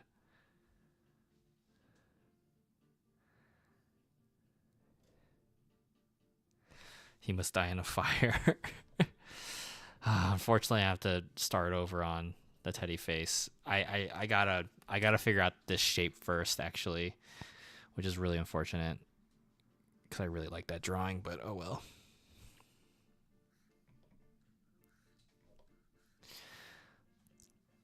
Welcome to merch making, guys.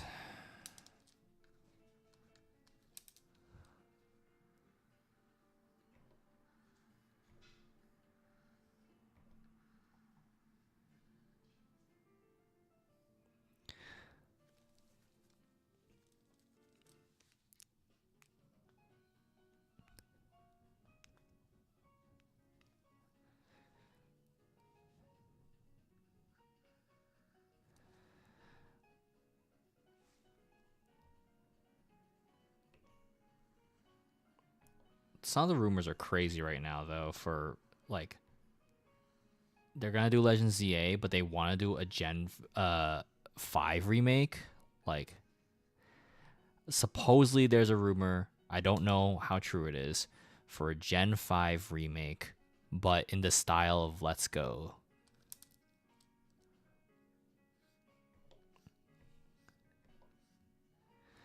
And unfortunately, all the rumors of a lot of rumors of ZA having the art style of Scarlet and Violet. And I'm like, yeah, I love Scarlet and Violet, but not that part of Scarlet and Violet.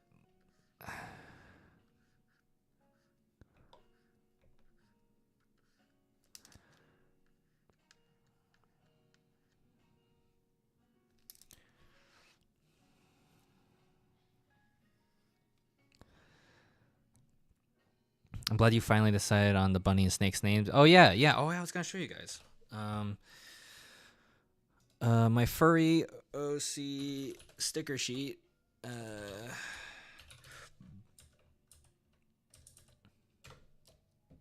Ba-ba-da-bum. There it is. Devin and Wesley. Managed to fit everything. At first, I was like, maybe I should draw more, but then I was like, oh, you know what? Let's just start with this. So,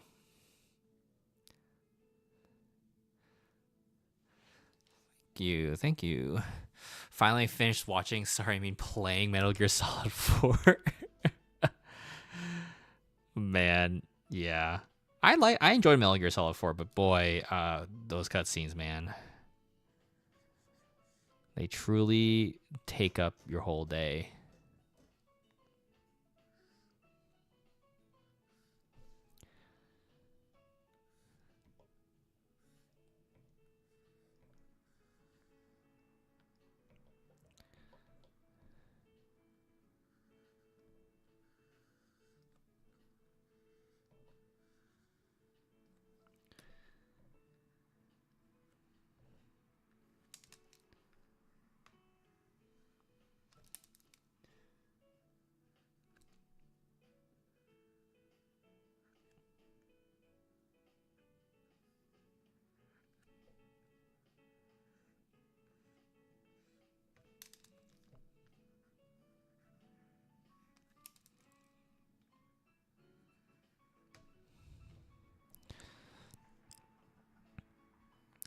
Gen 5's getting a remake. Does that mean you finally play Gen 5? I mean, that's the thing. Should I play original Black and White?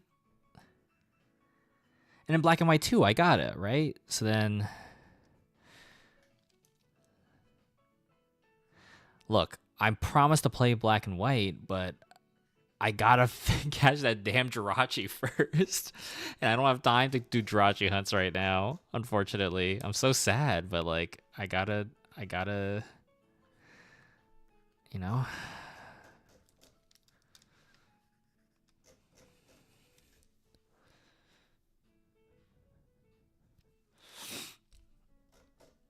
Okay, back to Teddy Eyes.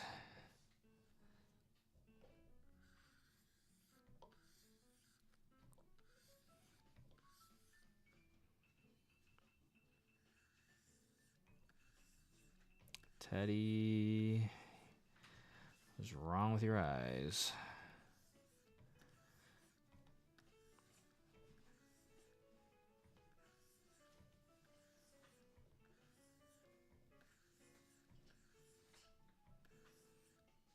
Okay, something like that. Let me move this over. And draw that in. Nope, that's curving too hard.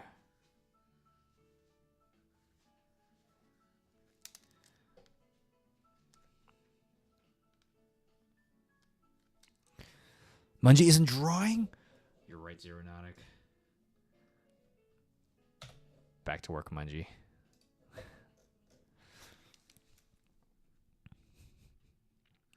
Drawing using only her mind.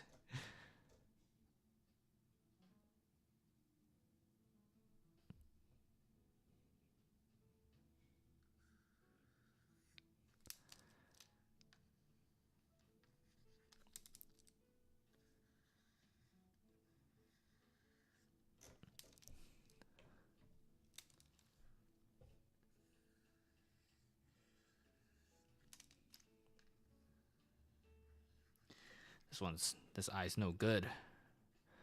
On YouTube, it's Toxics. What's going on? Be careful, you. That shadow has a dummy thing. Yeah, I think I heard the kids say that yesterday. You, what are you doing? You put the sword down. Yeah, no, that's you never played P4 Toxics? Yeah, Teddy would say that.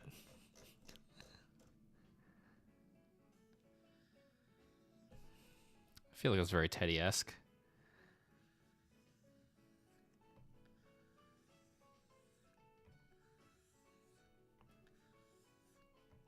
What's going on, Toxics? Streaming to both Twitch and YouTube.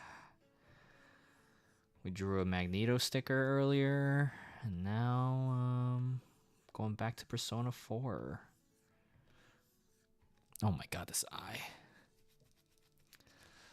I have an unopened copy of New Pokemon Snap. I want to play it on stream. I just never got around to it.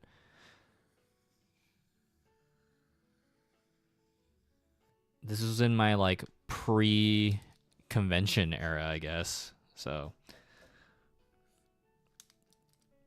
Toxics is saying, I'm planning on playing it soon, but there's a few games I like to finish. Oh, nothing much. Just came to say hello before I head to bed and wish good fortunes for all of you guys. Thank you. Likewise. I always appreciate it.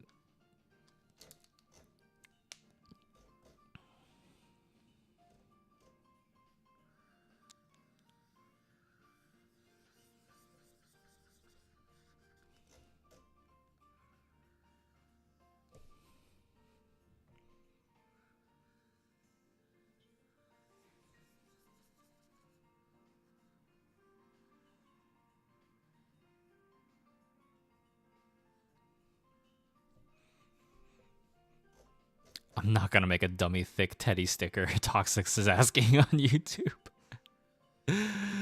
Oh my god.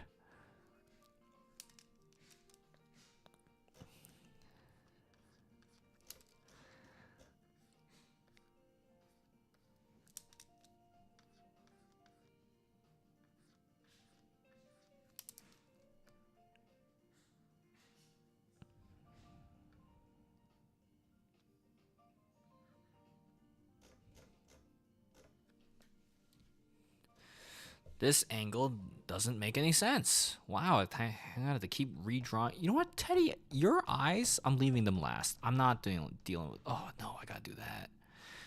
Okay, I'm just gonna. This angle makes no sense. Okay, Teddy, I'm drawing your face last. Okay, and then there's a zipper thing.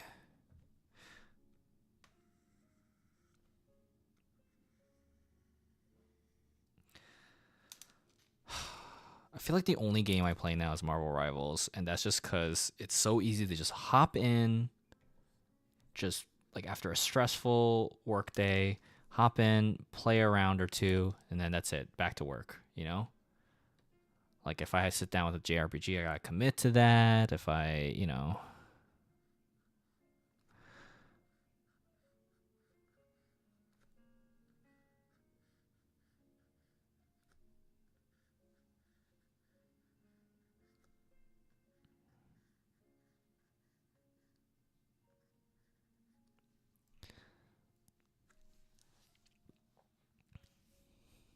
New Year's goal is finishing games that ended up in a backlog starting with P3R. Hey, you're going through it.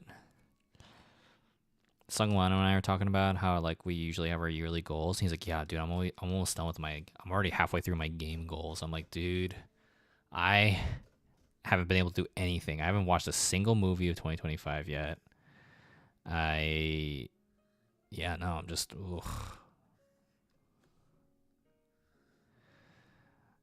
just been working. I haven't done any personal comics for myself. Just work. That's it."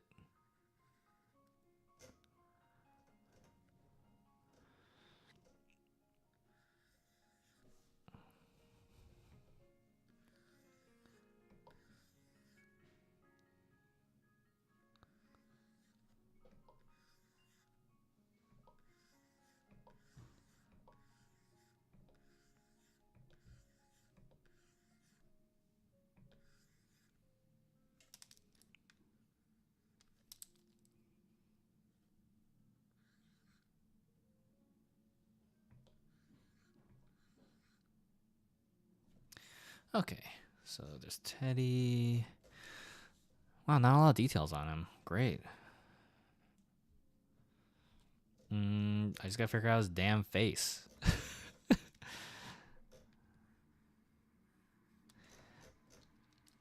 His lines are so thick. Oh my god. Oh well. Okay, Teddy.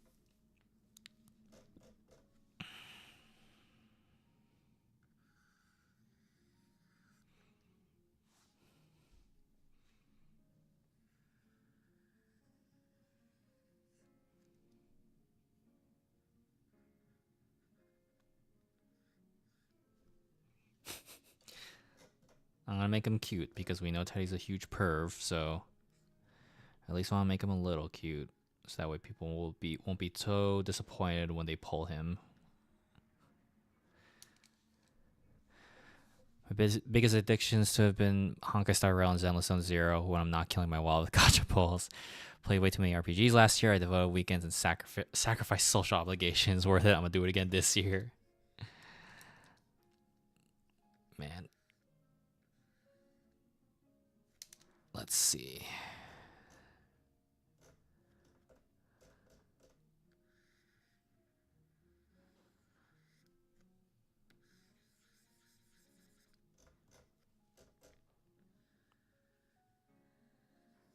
Big old goldfish eyes.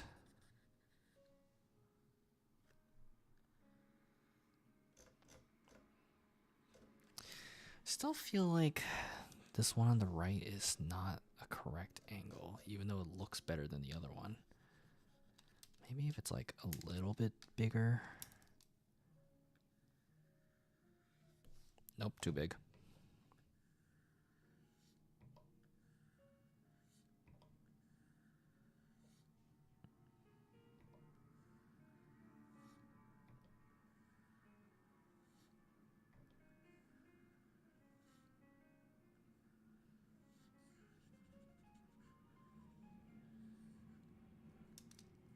See, that doesn't look right either. What is going on?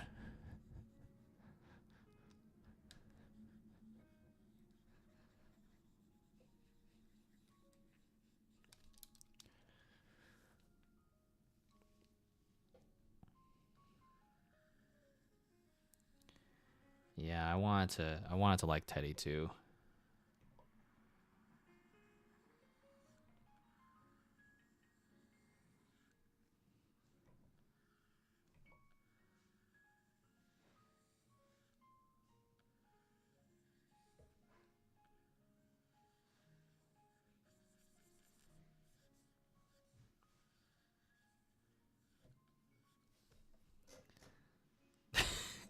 It's kind of funny.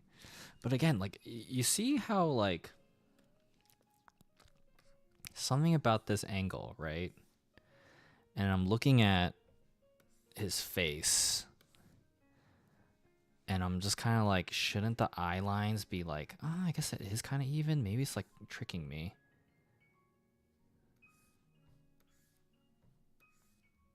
No, this is supposed to be taller. Okay.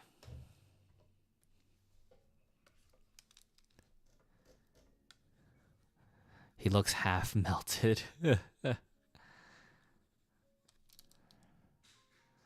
How's it going, Corrible?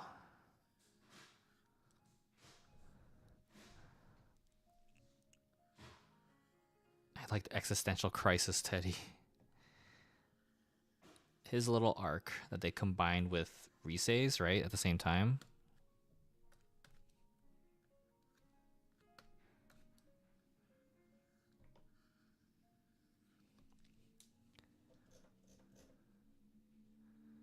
See, that's not it, right? Okay.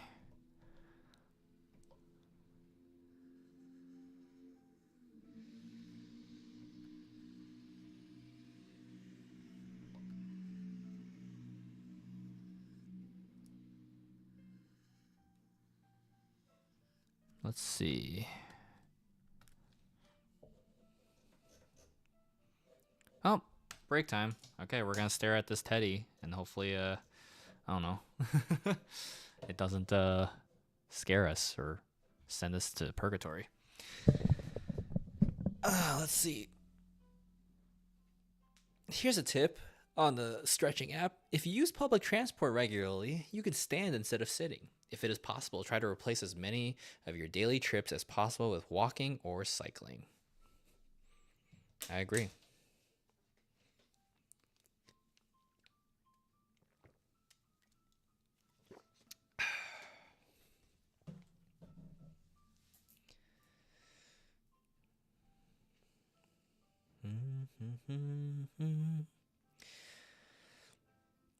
And a reminder to everybody that you can always check out the widget down below on Twitch that says all my socials, or the description on YouTube that says the link for all my socials. You can find my card. You can find my updated event information. I'm now confirmed to be going to Anime Boston, MetroCon, Techo, KawaiiCon. Yeah, a lot of stuff has been happening. Emerald City Comic Con. So hence all these drawing streams lately when I normally would be shiny hunting.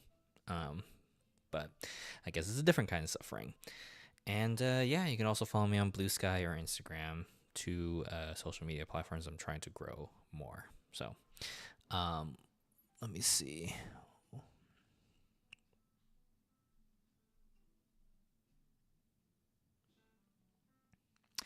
Teacup Stacks is saying I want to try making a bit cross-eyed to correct the blank stares. I was gonna cover. I mean, this is just a flat. I was gonna do like eye shinies, like add a little white to help differentiate that.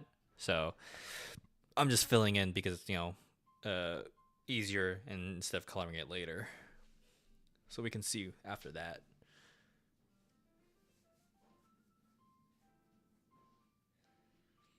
I agree with you, Evil Kitty. Ryuji, Junpei, then Yosuke.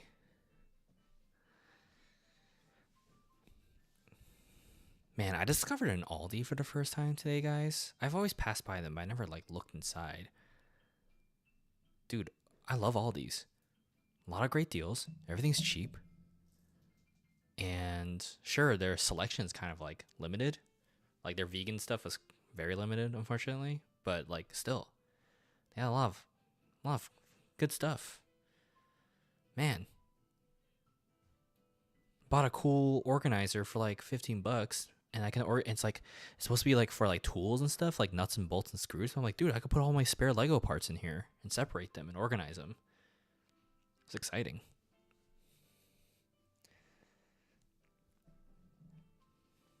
Anyway.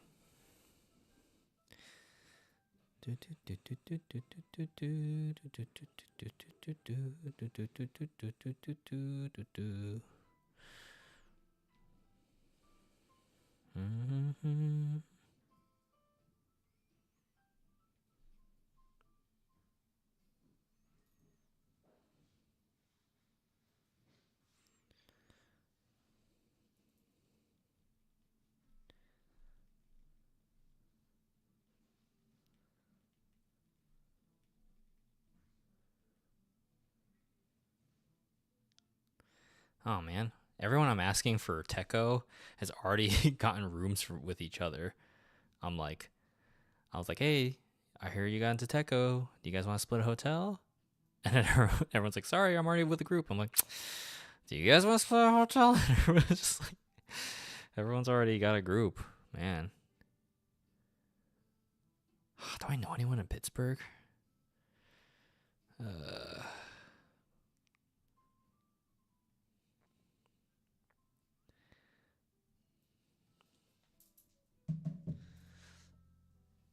Well, man. I haven't even bought the plane tickets to that event yet, but I can worry about that a little later. It's in July, so. So far, all my travel and hotel accommodations for my next 3 shows are set. Which is, the Lone Star FurCon, or the next show after this weekend, but Lone Star FurCon and Emerald City Comic Con and Kauai Con. Like I already booked all my travel stuff for that, and staying with like friends and cheap hotels and yada yada. So, all right, break's over. Back to drawing. Teddy. Okay, let's see. Okay, so Teddy, he's got stupid blue, color thing. Okay. His hands are blue. Feet blue. Okay. Okay, blue. Let's look for, what kind of blue are you, Teddy? Too saturated.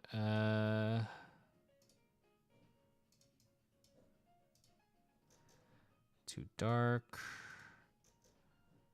A little muted, but I'm not opposed to it. We can stick with this for now, just to have a color. Okay, and then he's got the red. It's definitely a orangey red versus a pinky red. So let's try that. That looks okay. Maybe a little stronger, but I don't mind it actually. I think the colors are kind of cuter, but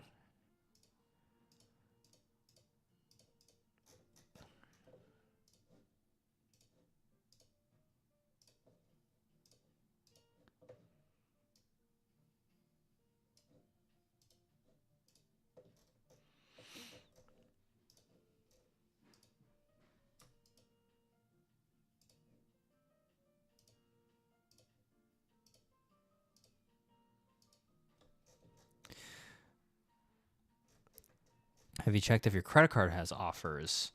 I should check. Maybe. Should check.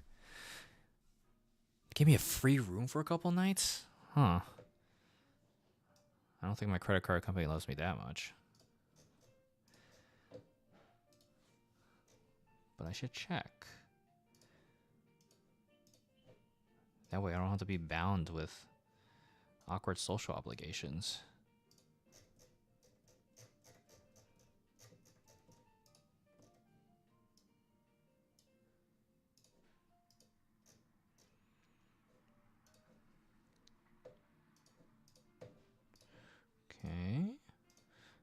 then Teddy's got like yellowish. Yeah, okay, that's fine. Wow, it's Teddy. I was like, Teddy's gonna be easy, but like somehow just as difficult as the other characters. I'm like, why? Okay, let's see. Then we want to do shadows. So let's see. Multiply. And I think I chose. If I go to Naoto, I think I chose a. Everyone has a darker. Yeah, okay, darker yellow color. Okay, for the shadow. Yeah, it was nice and close by, so I didn't have to drive back to my aunt's in Riverside. Gotcha. I should look into that. How am I doing everyone's shadows? From the right? Yeah, okay. From the right. Okay. Look at that. Already having some depth. Depth. Language.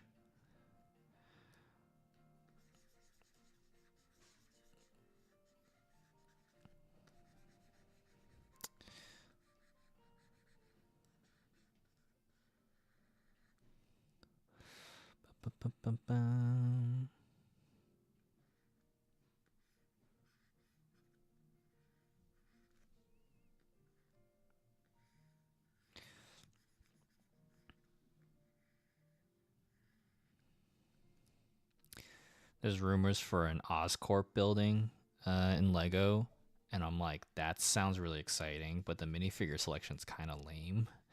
Where they did this with the Daily Bugle. When the Daily Bugle first released, it had all the minifigures from the set that was already released that year, like a new Miles and a Green Goblin and stuff, and Doc Ock. And I was like, oh, okay. Well, I guess if people didn't get any of those sets, or if they did get those sets, that sucks. But they also included so many new figures, like a new Peter Parker, a whatchamacallit, they had a Mysterio, they had Black Cat, Punisher, and Daredevil, and Blade for the first time as official Lego minifigures. So I was like, this is pretty neat. And it was a great set. But the rumors for this Oscorp building, it's considerably less pieces, it's considerably cheaper, and the figures are just, I think, Peter Parker, Spider-Man, Mary Jane, Kraven the Hunter, Anti-Venom, Green Goblin, and Norman Osborn. I think the only new thing is that there's a separate Norman Osborn minifigure. Everyone else, I was like, well, they just released a $10 Anti-Venom set this year already.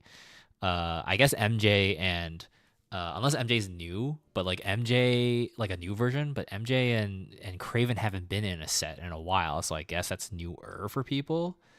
But I was like, man, what the heck? And like, supposedly we're getting a Mr. Negative figure this year, and but no one knows what set he's in. So I was just like, well, what the shit? Like, he's not part of the Oscorp set. I feel like that'd be the biggest selling point, that there's like a brand new figure, but everyone just seems kind of old. I don't know. Lego rambles, guys. This is what I'm talking about. If we're not talking about anything, if no one's asking me nothing.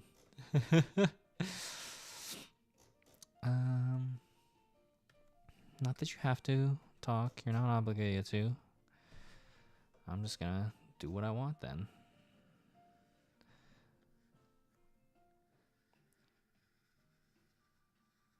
And also, there is supposed to be a new rumors for a set for a Peter Parker's apartment, which I think is interesting. But let's see.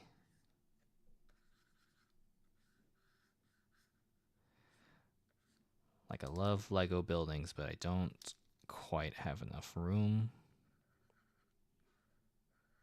for stuff anymore. So we're being pressured. Peter Parker's apartment's like 50 Lego pieces. Yeah, because he's poor. I'm doing a draw along for the stream, practicing anatomy. Hell yeah, Lee. Right on.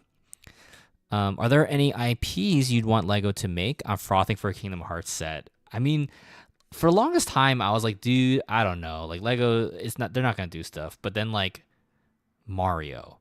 Zelda out of nowhere. Well, I'm like, okay, well, Pokemon's gotta be next, right? You know, but then they have Animal Crossing. I'm like, holy moly.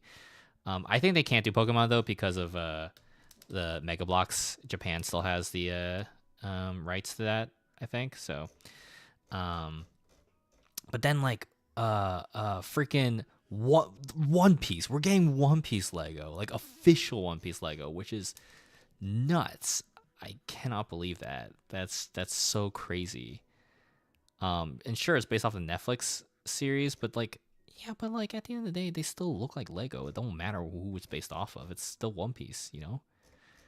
There's an official mold for a Luffy hat. Like that's so cool.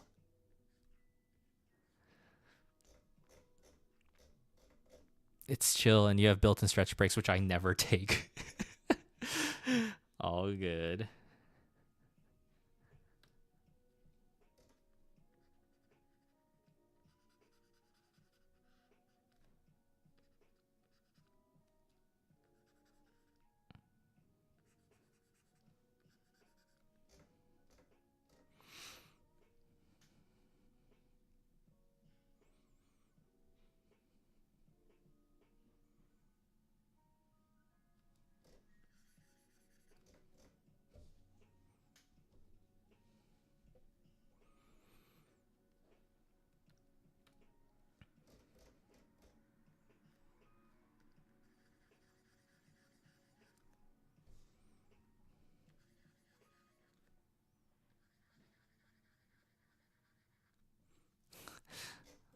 There we go. It's Teddy, everybody. We love Teddy, right? I can give him a little blush to make him cuter.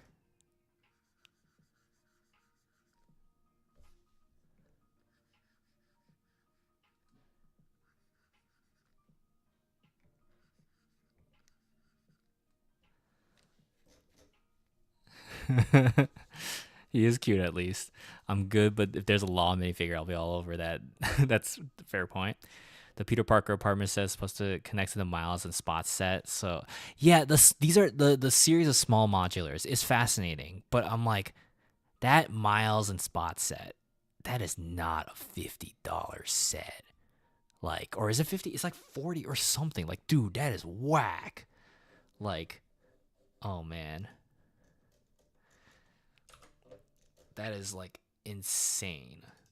Um, Teddy. And then, just out of curiosity, I have all of Naoto's in one layer. Okay, got you. Okay, so Teddy, move Teddy over here, and then we do the same thing except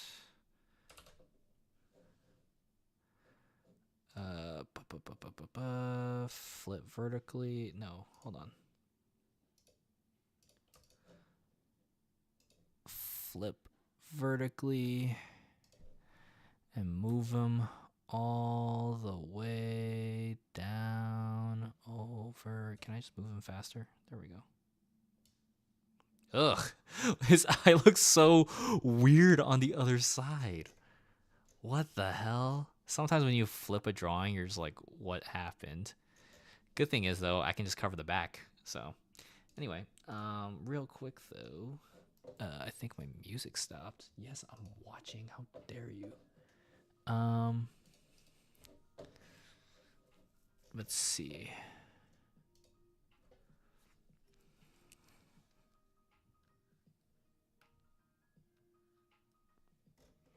Forgot to color here. There we go.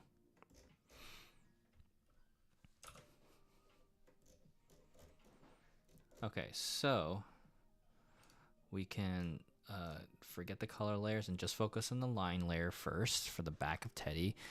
Is there an image of Teddy's back? I imagine it's not that different.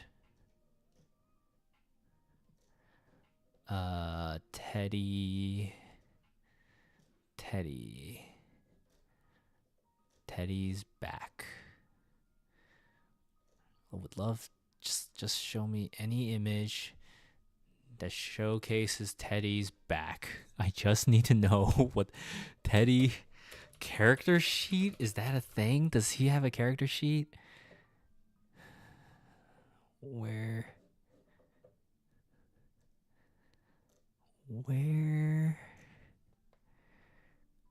is it? Just red? Oh, this is gonna be so easy if it's just red in the back. Oh my god, I'm looking at this eBay doll. Easy. Easy. Oh my god, this is the fucking easiest shit. Let's go. All right. Oh boy. Get rid of this line. I love it when the backside's like ridiculously easy.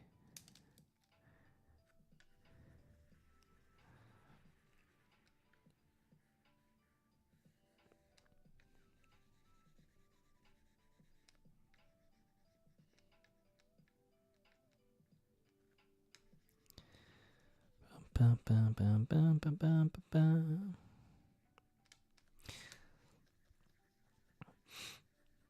I know there's rumors of a Fantastic Four Lego set coming out this year, and it's called Fantastic Four versus Galactus, which makes sense, you know, the movie.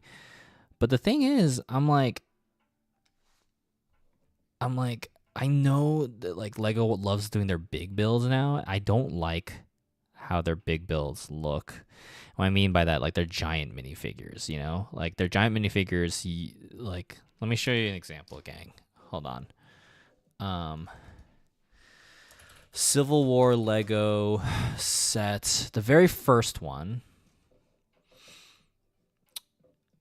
I had this one. Okay, I'm gonna show you guys. The very first one looked like this, right?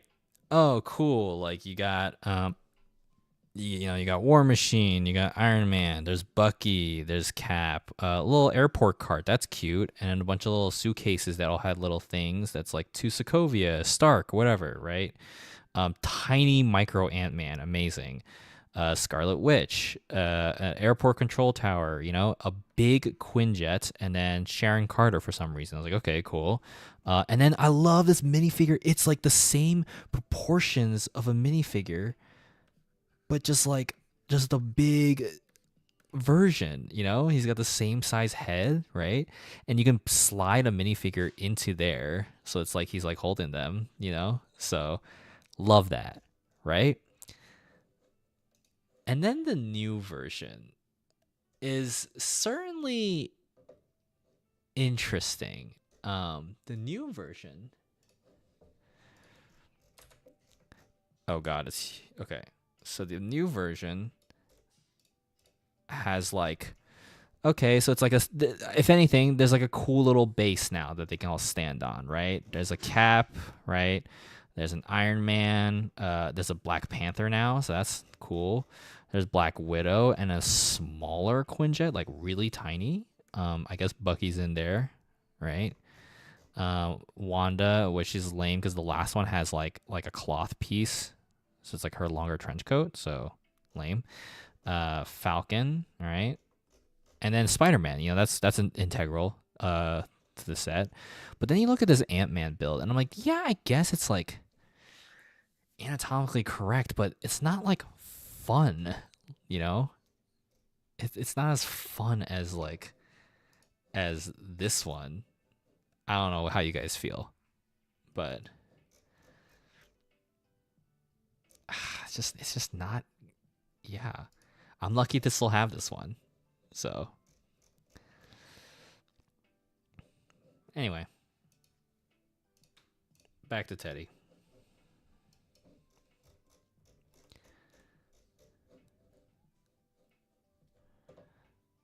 I guess there's a difference between set for play versus display. I wish they came out with just an Ant-Man minifig though.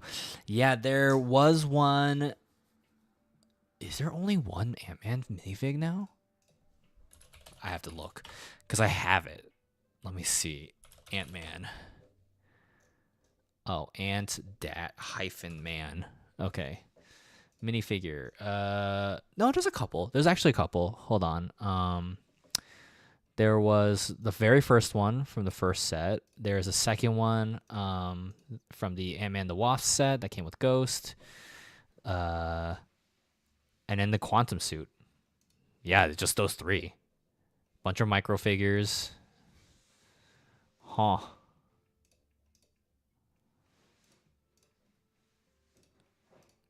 Yeah, dang. And they don't do the same Ant-Man helmet anymore, which is lame, but like why even make that mold? Anyway, Teddy, back of Teddy.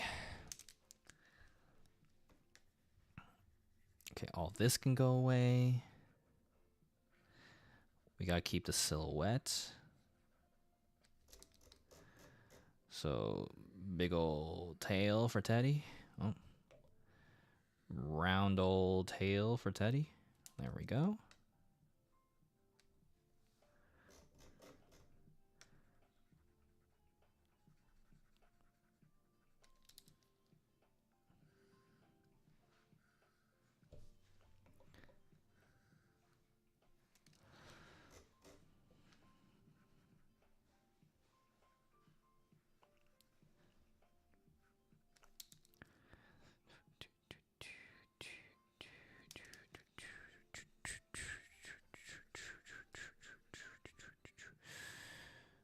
Oh man, I really want to build my modular construction site set and just get back into decorating my minifigures again, but just don't got time for that. Oh, this is gonna be tough. How am I gonna do this?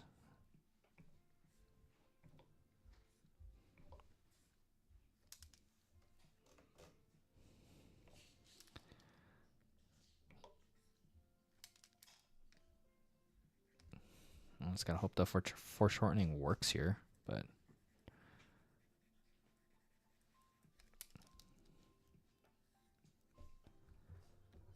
bye, Mungie. She like wakes up and then when she hops off the bed, she's like, like she has to like huff. It's very cute.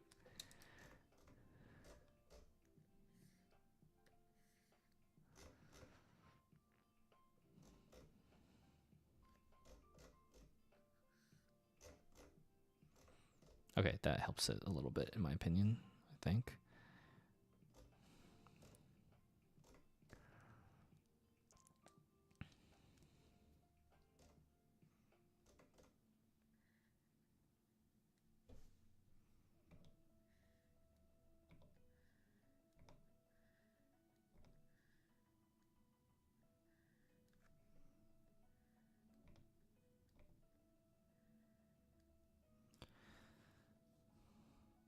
It's a little odd here, but I might as well just do it.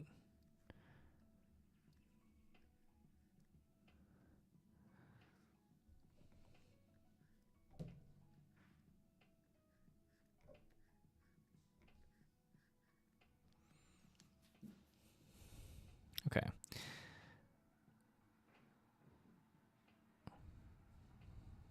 She's pissed that you're working. Classic Mungie. Not understanding that I'm doing this for her.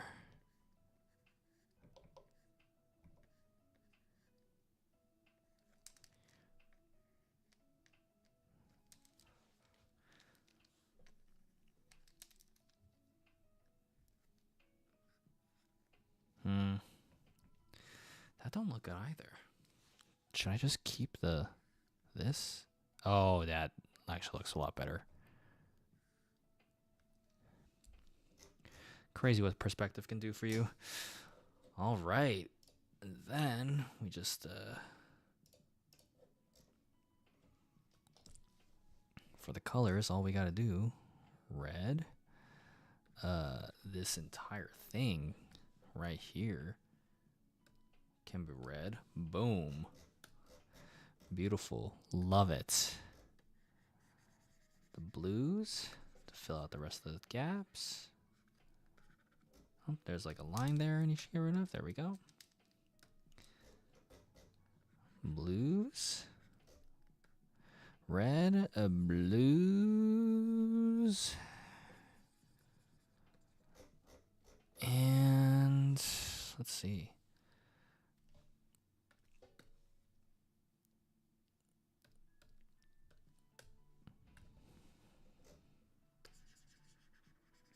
Oh, a lot of tiny lines.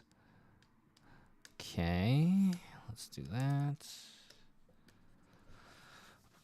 Oh, man. Someone let me know how long I've been streaming now. Can't tell. I always lose track of time when I'm doing this. Granted, even though off stream, I'm still going to be doing the same thing. I'm just kind of like, at least I don't, I can kind of just like focus a bit more. Oh, I should draw the zipper.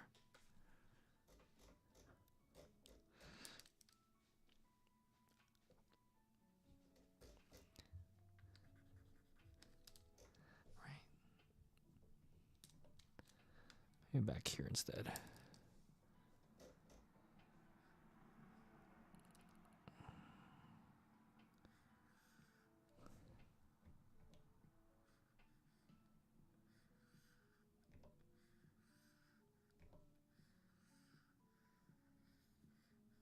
Big old teddy zipper.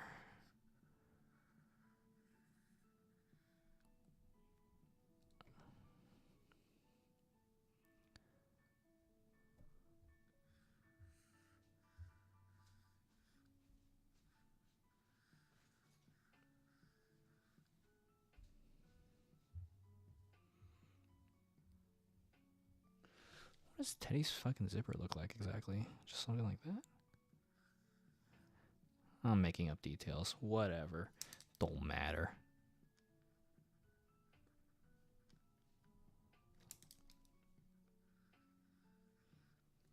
It says you're at 2 hours and 43 minutes. Dang. Well, hope you guys are entertained or enjoying hanging out with me. I know I'm thankful. Even though all I do all the time is just draw and complain to you guys. But I appreciate everyone choosing to stick around and watch.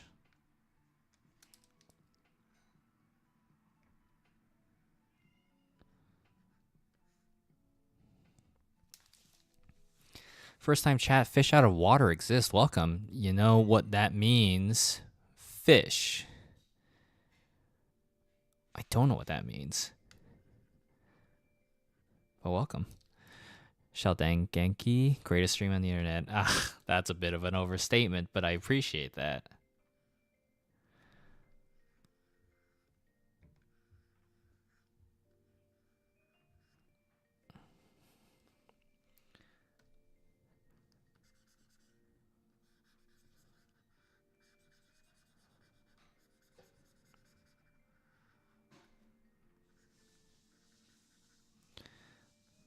Boop, boop, boop, boop, boop, boop, boop.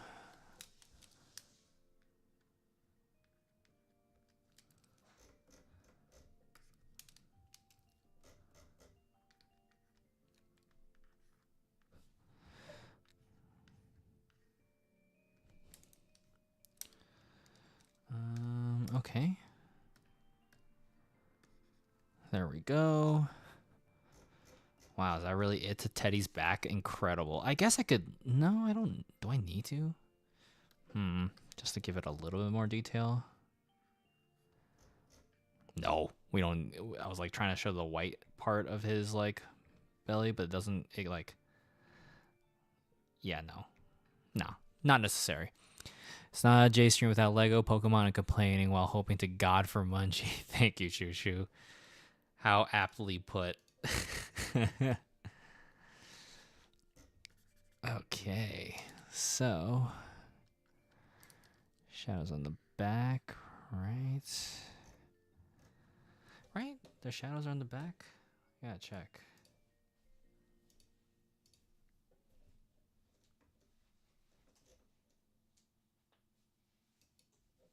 Yes, okay.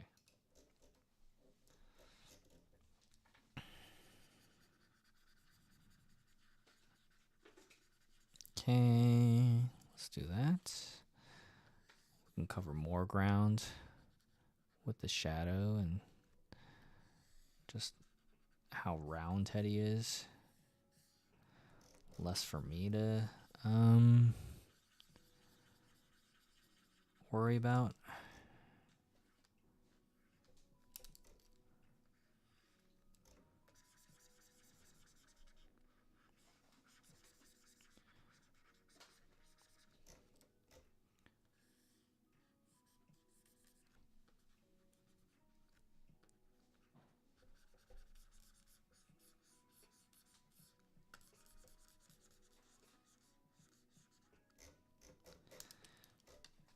Wahoo.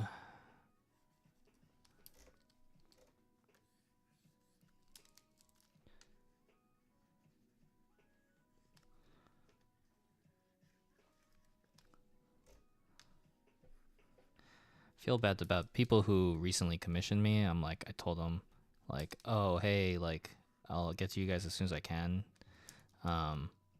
But it's also just kind of like, oh, I really got to focus on my merch first before anything else, unfortunately. And my jobs. So it's been, but, you know, the merch has a deadline. I gotta like get this done soon.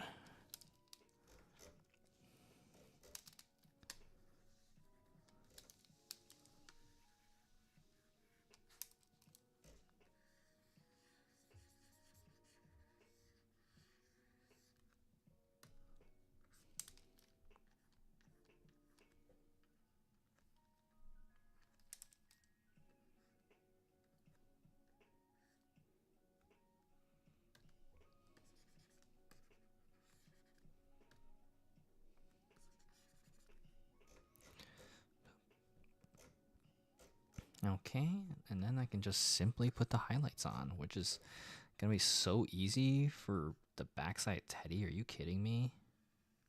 Boom.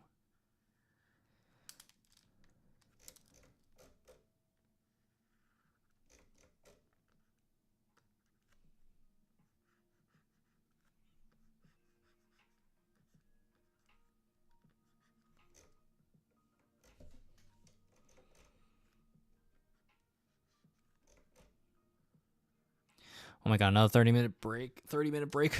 All right, I'm standing. We're talking.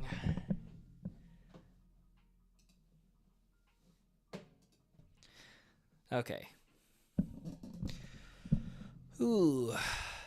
Ergonomics. Improper height and angle of the keyboard, mouse, monitor, or working surface can cause health problems. Take some time to read about desk ergonomics. That's true, which is why I'm trying to figure out my desk setup, you know? As a tall person, this is tough because I need to sit high, but also have my monitors high, but my keyboard needs to be low. Because my keyboard needs to be low, so my wrists aren't angled up all the time, which is a problem I'm having right now with my current setup. So, but my chair right now is good for my lower back, but doesn't go too high.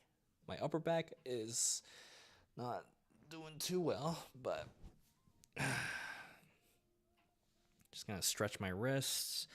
I grab like the 4 fingers and just pull it back, and then I just kind of like flex it down a bit.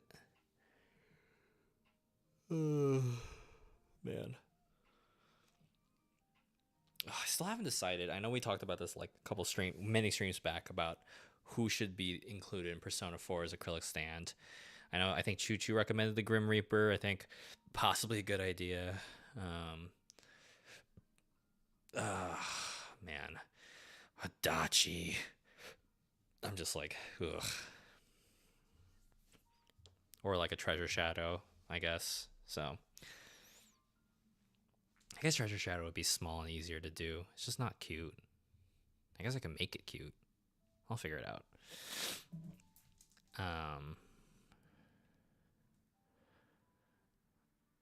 Man.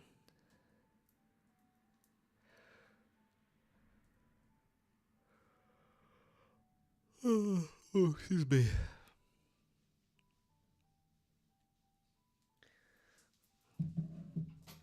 We got 3 minutes left. Don't forget to hydrate, y'all.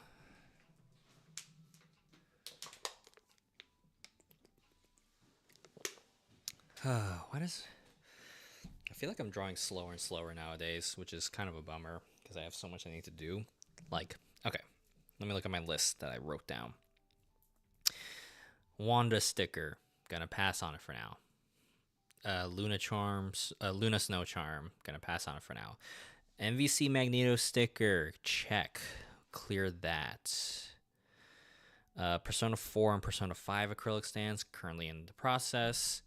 Okami spinning charm, I just need to convert a file. I'm doing the same Amaterasu sticker that I have from the Marvel stuff, but turning the back part, the elements, into a spinning element like my Sonic spinning charms. Pulcra charm from Zenless Zone Zero, definitely gotta do that. Then my Pokemon charms, the Zenless Zone Zero made charms, or I'm gonna have to put on a back burner. That's not anytime soon, unfortunately. And print of Ben Bigger, which I could, that's like the lowest priority because print shops are everywhere. I could print that super fast. Charms, however, take time. Stickers definitely take time. So.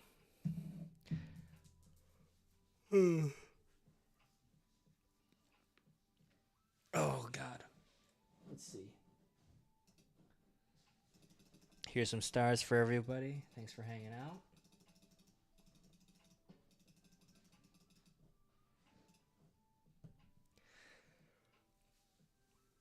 Oh, lean to the side.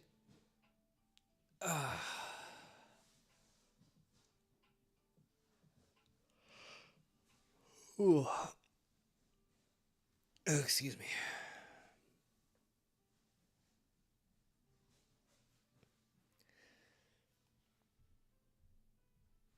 Ooh.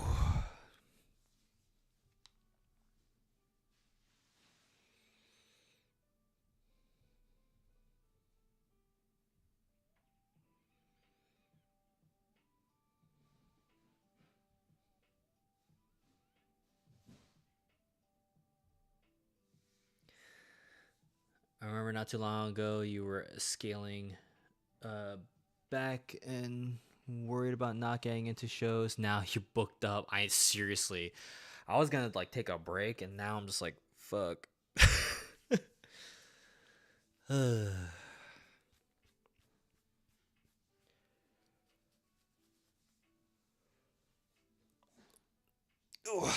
right, and the break's over. Sitting back down. Let's get back to it.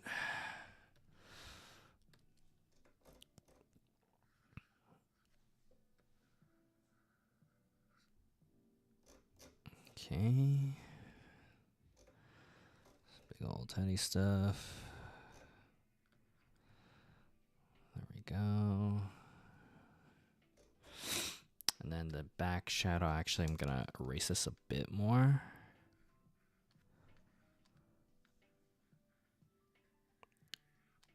Yeah, because that way it'll make a bit more sense if I do this. And I can curve this a little nicer.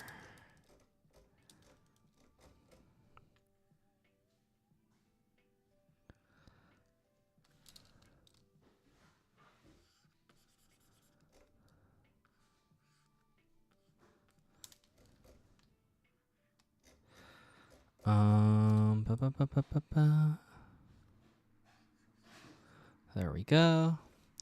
I like to see Jay at a con in Japan someday. In Japan? Oh boy, I don't know, man. The culture is so different, right? Because it's less about making money there, and it's more so about giving back to the community. So, when I went to Comic-Con in Japan, I got so many like comics and art books and yada yada for like so cheap. It was crazy. But again, it wasn't about like, and the quality of them are really good. Like, God, their print quality is so good. But it wasn't about money for them. It's about just getting stuff back, like just giving stuff back. So, where did I? Oh, this is okay. So I can get rid of that. Hold on. Let me just put all of Teddy in here. There we go. Okay. It's not always about the money, Spider-Man. It's about who's the gooniest. Oh, my Lord. I mean, honestly, you're not wrong. There are definitely some interesting dojins I saw over there. All right, so we have the whole party, right? Minus Rise, because Rise is going to be on the backing. I guess I need to decide. Well, there are a couple more characters I want to do. Margaret, for sure. Unfortunately, Adachi. And I was hoping to do a Detective Nanako as a mystery gotcha. But we've also been streaming for, let's see, like almost 3 hours now. So I think I'm going to call it well, I could keep going. I don't know. What do you guys? No, I should call it. So I can just like decompress, take a break, and get back to work. So yeah, I'm gonna call it. All right. Okay. Play Marvel Rivals tonight before bed. A little bit. I'll do a little bit. But anyway, guys, as always, thank you so much for tuning in to both Twitch and YouTube. Thank you, guys. If you're watching on VODs, really appreciate it. As always, check out my socials, Blue Sky and Instagram. I still have my commission set up. Normally I draw super fast. You guys just saw right now how quickly I just finished these two things. But I'm just backed up with a lot of stuff right now. But yeah, and if you're local to Texas, in city of Richardson, the Lunar New Year Festival is this Saturday. I'll be there. It's free to attend. Lots of things to do, things to see, things to eat, and things to buy. Yeah, and you can check out the rest of my convention schedule online. So, all right, until next time. And YouTube is saying good night, Jay. Get some rest and recharge. Oh, everyone on Twitch is all saying night. Good night. Everyone, you're all so nice. All right, good night, everybody. Have a good one. Bye.